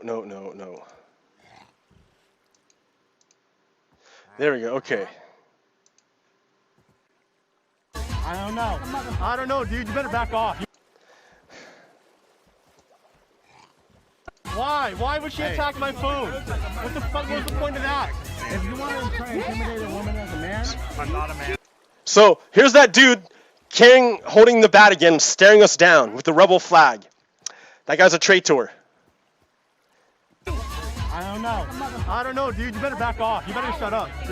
You better shut up. What are you gonna do about it? or what? Or what? Oh, was that Or not- there's gonna be problems, dude. That's what you're trying Make to a start. problem fucking happen. You're trying to make a problem. I can Make see a it. problem fucking happen. I can see you're trying Make to a make problem fucking happen. The verbal threat. You're the one Make trying to it make a happen. problem. Make my fucking day. Make the first hit. Oh, you get mad? So you want to fight? If you want it, you said there's gonna be a problem. Well, because you're making a problem, dude. I'm just All you trying to gotta get do- this man all off you- of her. All you gotta do is back off. Come on, man. All you gotta do is back Someone off. your own size, man. No, it's good, dude. It's good. It's good. It's good. It's all right. I don't know. If it quacks like a duck, man. If it I know. quacks like That's a what I duck. say about you Nazis, right? So, How am I a Nazi, my friend? well, you just said it. If it quacks like a duck, Alright? So how am I a Nazi? Again, I reiterate the if it question. quacks like a duck, walks like a duck, talks like a duck, it's probably a duck. I don't see how I'm acting like a Nazi, my All right. So we know he's a Nazi. We know he's a Nazi already.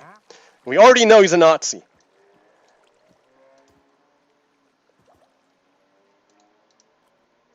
Open with. So we already know he's a Nazi. Oh, God damn it. Okay, like that. Like this over here. We already know he's a Nazi. That's another strategy they do. Outright denial. Never reveal your power level. Disavow anyone who reveals their power level. This means that if someone acts like a fascist, has fascist beliefs, repeats fascist talking points, and hangs out with other fascists, the fact that they publicly denounce fascism should be worth absolutely nothing to you and shouldn't even enter into your consideration of whether they're a fascist. After all, I'm not a fascist is exactly what a fascist would say. So this guy's saying he's not a Nazi, even though he's hanging out with Nazis and saying Nazi talking points and walks like a Nazi, talks like a Nazi, smells like a Nazi. It means he's a Nazi. Nazi, you fucking idiot. like a Nazi, my Nazi, you fucking idiot. Since when did white supremacy have anything to do with skin color? All right, when did white supremacy have anything to do with skin color? Oh, wait, hold on. First, I want to hear this. It's in the fucking name. You fucking retard. Oh, okay. ableist language, and they're dumb. Let's look.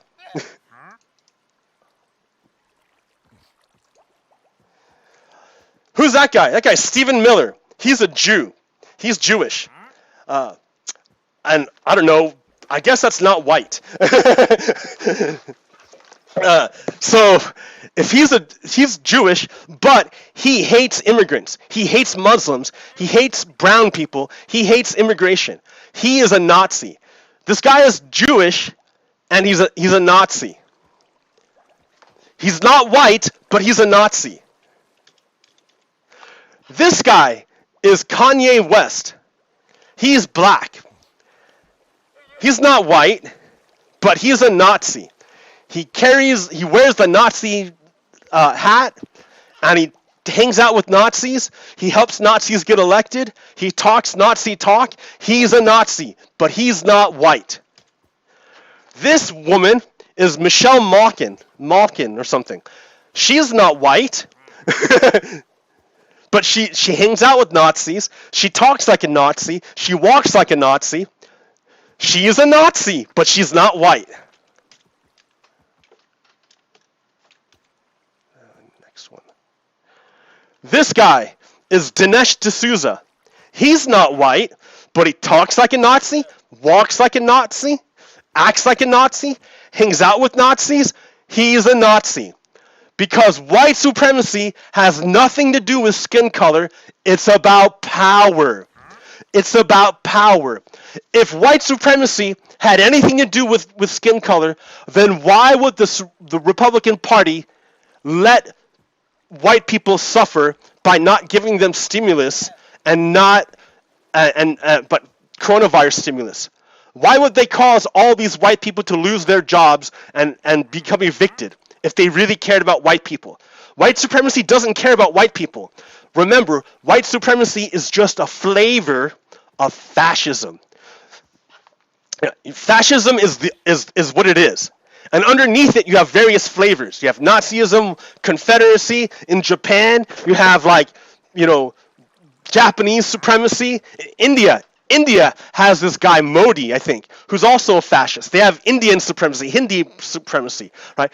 All of that is just different flavors of the same thing, fascism. And fascism only cares about power. Only cares about power. That's all they care about, power. Why do you think they show up with weapons? Power. That's all they care about. So these guys, and then plus, look at his language. What did he use? He used ableist language to attack me. Because it's about power. Not the truth, but the power. They're Nazis. They're Nazis. These guys are Nazis. But you guys are categorizing us, so how is that not racist? How are we categorizing them? Black Lives Matters sits silently off to the side, silently sitting off to the side, holding signs that say Black Lives Matter. Who's categorizing anybody? Who's categorizing? Oh, wait. Let's look for that categorization.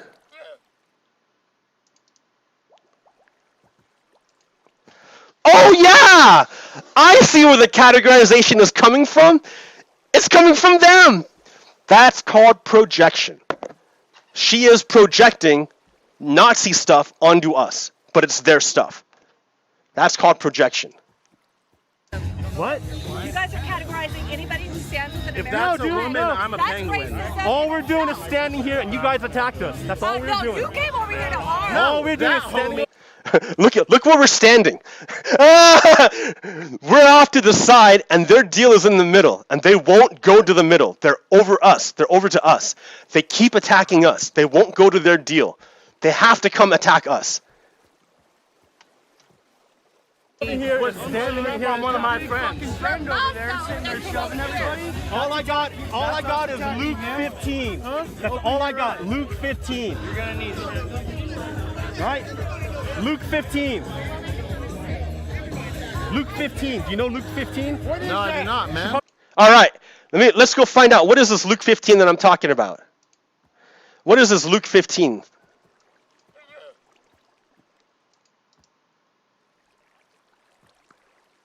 I need to change this. Seriously. Oh, no, not that one.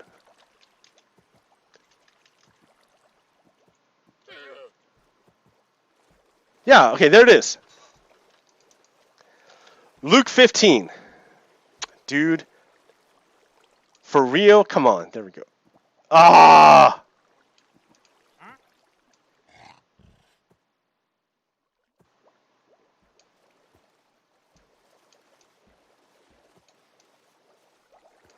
Here, just help me out, man. Why is this so hard? Okay, Luke 15. Verse 3-7 records this parable, which appears in 2 of the canonical Gospels of the New Testament, as well in the non-canonical Gospel of Thomas.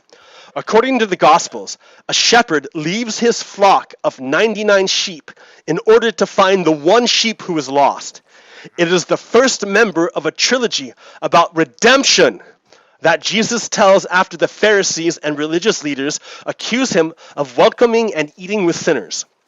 Compared with Matthew's version of this parable, Luke emphasizes the shepherd's responsibility. The shepherd's responsibility for the loss. Verse 3, if he loses one of them, according to Luke, but Matthew says if one of them goes astray. No, Luke, if the shepherd loses the sheep, not if the sheep goes astray, if the shepherd loses him. So there's the unconditional nature of the search. The shepherd is going to go look for him, regardless. It's unconditional. It's unconditional. It doesn't matter where or what or why. Go look for him. Go get him. Go get your lost sheep. And the joy with what was brought about by the sinner's repentance. Because this is about redemption. It's about redemption. So here, let's read it. He told them this parable. Which of you men, if you had 100 sheep and lost one of them, wouldn't leave the 99 sheep in the wilderness and go after the one that was lost until he found it? When he has found it, he carries it on his shoulders, rejoicing.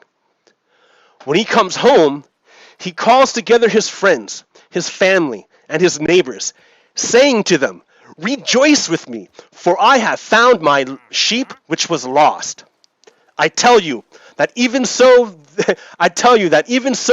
there will be more joy in heaven over one sinner who repents than over 99 righteous people who need no repentance.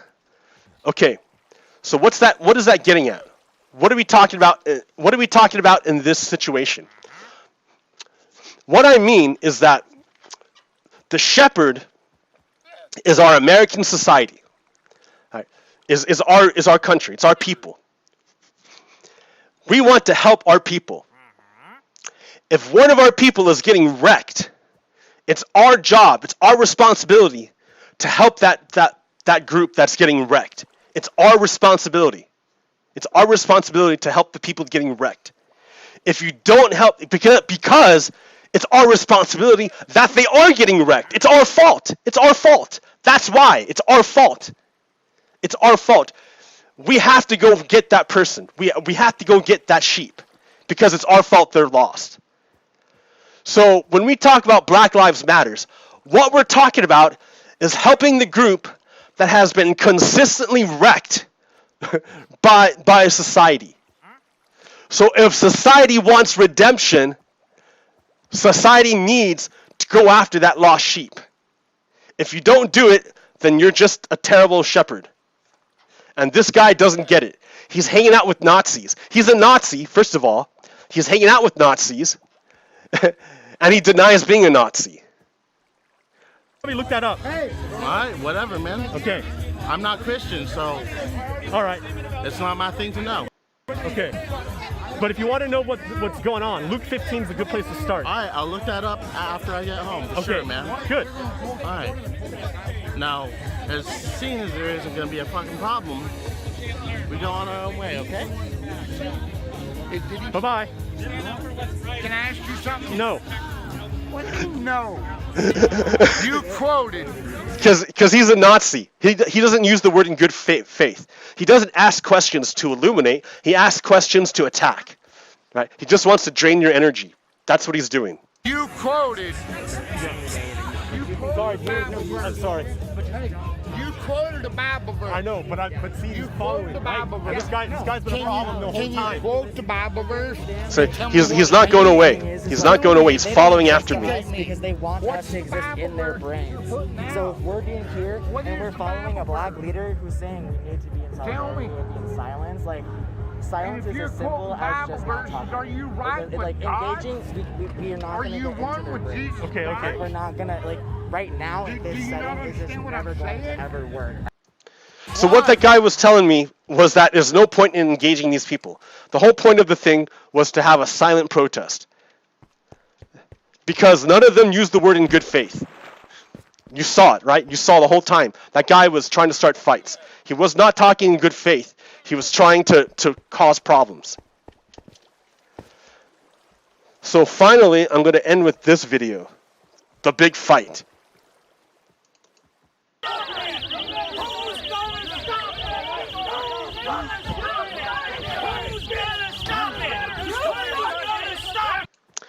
That guy right there is always looking for fight.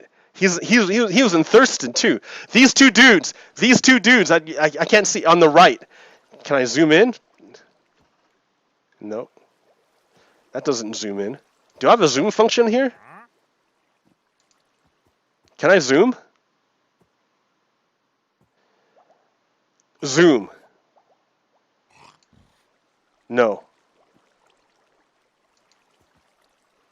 Alright, then unzoom, because I don't want to wreck things. But those two dudes are always those two dudes on the right are always,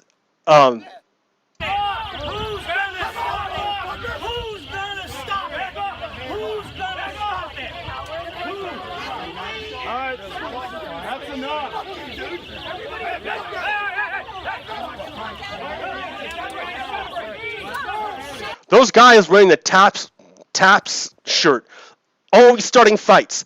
They come to start fights. Go to your corners and just chill out.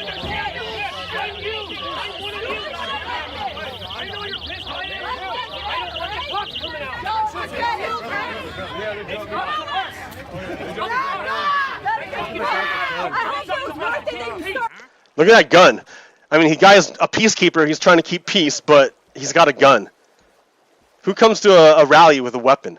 Nazis. The guy's a gun. Right now! Hey, what happened to respect You see that guy flip him off? and dignity? Huh? He's trying to start a fight. When we were all Americans. We're at a protest. What the fuck are we all fighting over? Huh? I'm on the wrong side.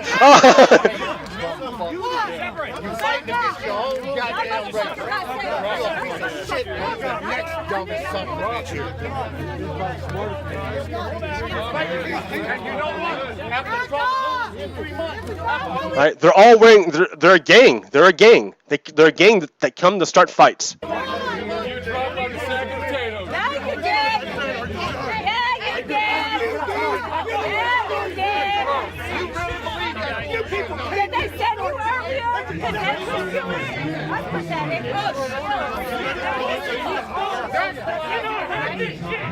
Don't even understand what you're doing.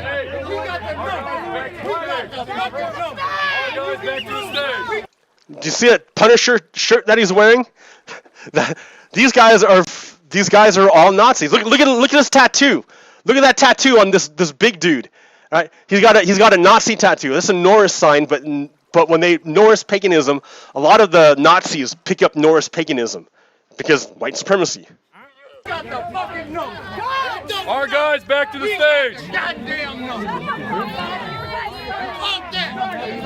Back to the stage.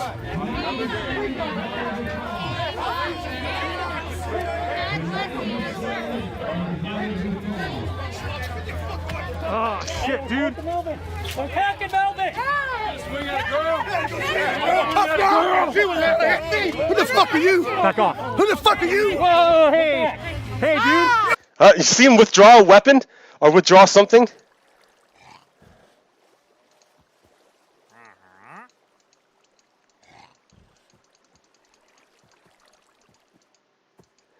Alright, there's his face.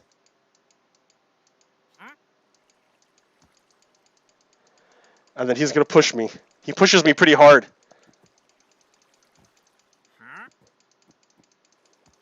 Alright, here's the push. Push! He pushes me. He pushed me back. Watch his hand. Look at his hand.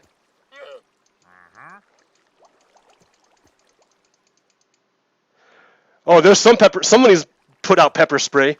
Ah, that wasn't me. But someone put out pepper spray.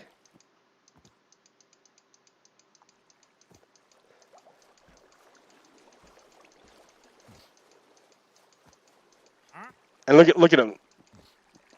Look at his hand. Okay, no, he wasn't reaching for anything. All right. Back off! Back off. Stop taking Stop trying to get my phone. Hey, Get the fuck out of here! calm down, dude. You calm down. We didn't come to your rally, dude. You calm down. You're the ones coming here starting trouble, not us. Where's your thing at? Where's your thing at? Yeah, you need to get the fuck out of here. Where's your thing at? Where's your deal? It's over there, dude. Your deal's over there. Your deal is over there. See, look, he's trying to start a fight. Your deal is over there, dude. Come on, go over there. Like, we can't get them to leave us alone. Stop stepping up. Just we're trying to divide. Yeah. Separate, all right? Hey. Stop it!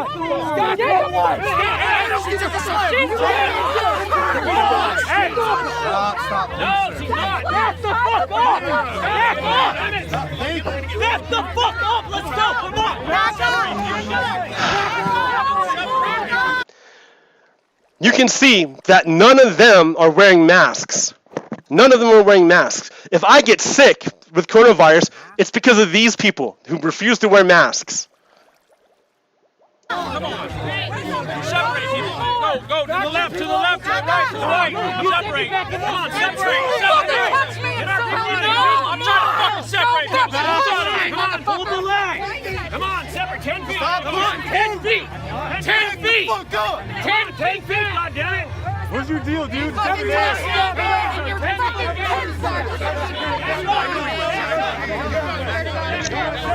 That guy's trying to start a fight too, dude. Your deal's over there.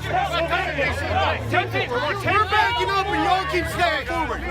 Let us back up. 10 feet! Hey! I'm with you! I'm with you!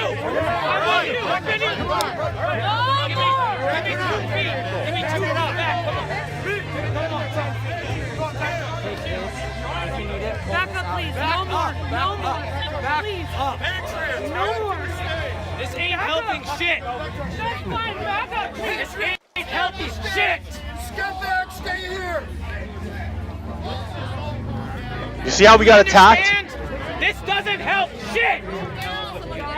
I get it. I get that, but I didn't do it. That a white man grab me and throw me the fucking crowd. No fucking more. No more. Please. You know what comes out tomorrow on YouTube? This show comes out tomorrow on YouTube. I got no video.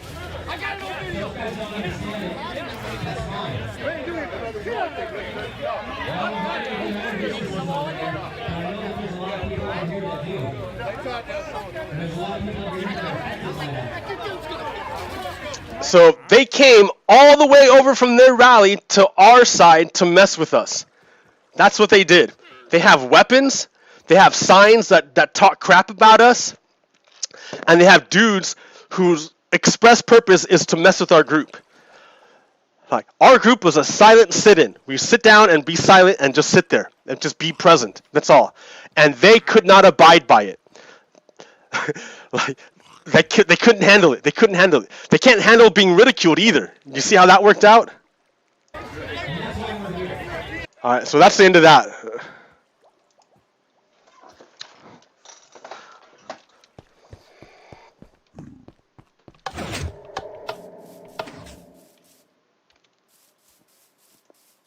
They couldn't handle it. So, a bunch of people who deny science are demanding the Oregon economy reopen, even though it's not really closed. And they attack anyone who says Black Lives Matters.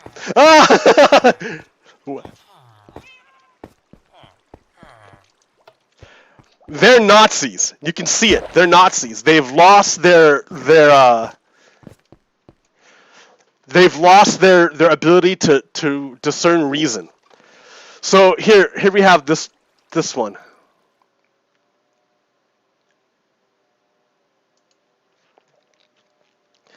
All right.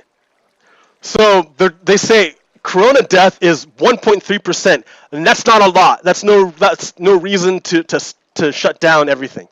And then they also say mail-in voter fraud is 0.0025%. That's a lot. You should stop mail-in voting. Like, well, which one is it? Oh no. Oh no. Which one is it? Which one is it, MAGA? Is 1.3 not a lot? Or is 0.0025% a lot? Which one is it? They can't decide because they don't care about the truth. They only care about power. That's all they care about is power. So, like these guys, they look like they're crazy people, right? They look like, just wild out-of-towners. But you have to realize they're our neighbors. These crazy people are all over the place.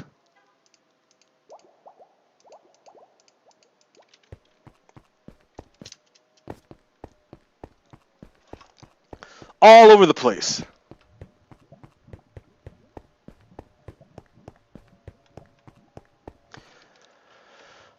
For example, see, I'm not set up for Marty High-End today. I didn't. Yeah, I'll have to do Marty High-End for another time.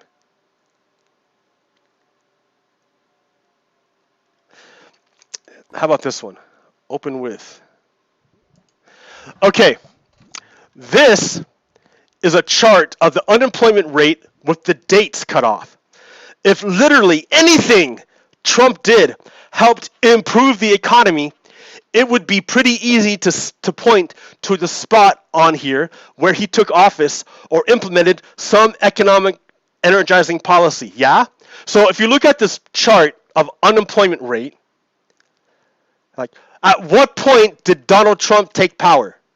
Where did Donald Trump take power? We know he was here because this is the coronavirus. So we know this is Donald Trump, but where on this line here did Donald Trump take power? Because people want to say, Donald Trump gave us a great economy. It was Donald Trump. Where? Show me where. Show me where. Where is it? You can't point to anything. It's not there. It's not there.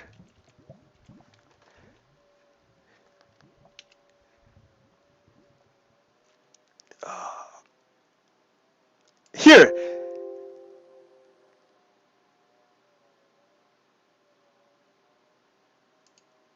Okay, whatever. Okay, here's that'll help you out. So at this point is where Donald Trump took power. You see how nothing changed until his coronavirus? That tells you Trump did nothing to help the economy. Trump did nothing. He did nothing. It was already going that way. Trump did nothing. He did this. This is Trump right here. Because he didn't respond to the coronavirus. Trump failed with the coronavirus. That's why he has a giant unemployment rate. But he didn't do anything to help the economy. He was just riding the wave, the same wave that Obama rode. Oh, you can't see anything. Or can you? What happened? Oh no! There we go. All right, here. Open with. Try that again. All right. Here's the image that shows where Trump took power. He didn't do anything, right? He didn't do anything. Nothing he did changed the trend. It was already going that way. The only thing Trump did to change the trend was to fail at the coronavirus. Trump is the one who made us have this massive spike in unemployment because Trump administration failed to address the coronavirus. They can't do it. They just don't want to do it. So I got a bunch of other stuff, but I've been going for 2 hours, so I think that's way long enough. Thanks for hanging out with me. Like, you got to know that there are Nazis in our society. That's what's happening right now. Donald Trump is trying to kill the post office because he knows that if people vote by mail, if the people vote, then he's going to lose power. So Donald Trump, being a fascist, doesn't care about the Constitution, doesn't care about law. All he wants to do is what's it called?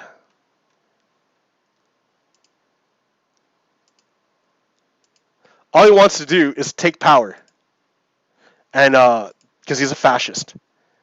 Ooh, look at this! I had a Nazi bot come in and try to spam my chat. That's funny.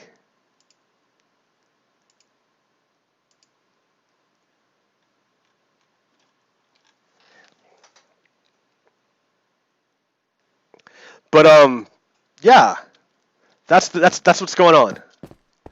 So you can see that the United States is under attack from Nazis within our country and by Russia from without. So it's happening.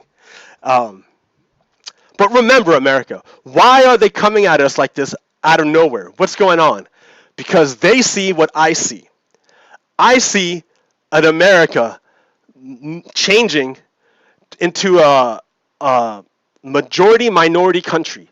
That means white people are going to be 49% of the population, and all the minorities together will be 51%. When that happens, white supremacists in the form of Republicans can't hold power in the federal government anymore. They start losing their power.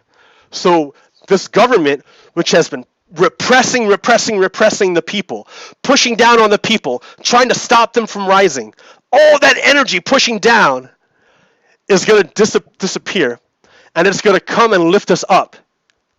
And we're going to rise so much. It's going to be amazing. It's going to be great. So, like, that's what they're afraid of. That's what they're afraid of. That white supremacists think that what they did to minorities, the minorities are going to do to the white supremacists. But that's not true, because that's false equivalence. That's not the truth. They can't, there's no equivalence between Nazis and Americans. There's nothing. They're not the same. Nazis want to think they're the same, right? So they think, oh, if I'm a bad person, then I can expect these Americans to be bad people. But they're wrong. They're wrong. Americans are great. Americans are a wonderful, beautiful people. I mean, they believe in ideals. They believe in ideals of truth, justice, and liberty, and they fight. They fight to preserve those ideals, and they live them. You saw it. You saw it, right? You saw the video. Americans live their ideals, whereas Nazis have no ideals whatsoever except for power. They have given up. They're blind. Their reason is gone. They can't see anything. So of course they don't see truth, justice, and liberty, because they're blind. But remember what Jesus said. There is a chance of redemption. There is redemption. If those white supremacists ever take the time to listen to what Black Lives Matter have to say, there's a chance that they can redeem themselves. They can redeem themselves. They can use their white privilege to help people instead of only accruing power for white supremacists. They have a chance at redemption. And it will be glorious once they redeem themselves. But they have to redeem themselves. They have to do it. And so we're trying to do it, right? We're trying to teach you. We're trying to teach the white supremacists about what's going on. And we're trying to hold up a mirror to them. That's the next story. The most effective sign at that rally was no sign at all. It was a young woman holding a mirror. And all she did was show the mirror and at the people who were at the white supremacists, so that they had to see with their own eyes what they looked like. And they could not handle it. They couldn't handle it. So they took the mirror from her and they broke it. Because they could not handle looking at themselves. It wasn't the mirror's fault. It's not the young woman who held the mirror up to your face. It's not her fault. It's you. You're looking at yourself and you saw a monster. But there is a chance for redemption. You can redeem yourself. We're trying. Right. There's many sheep who are lost, not just one.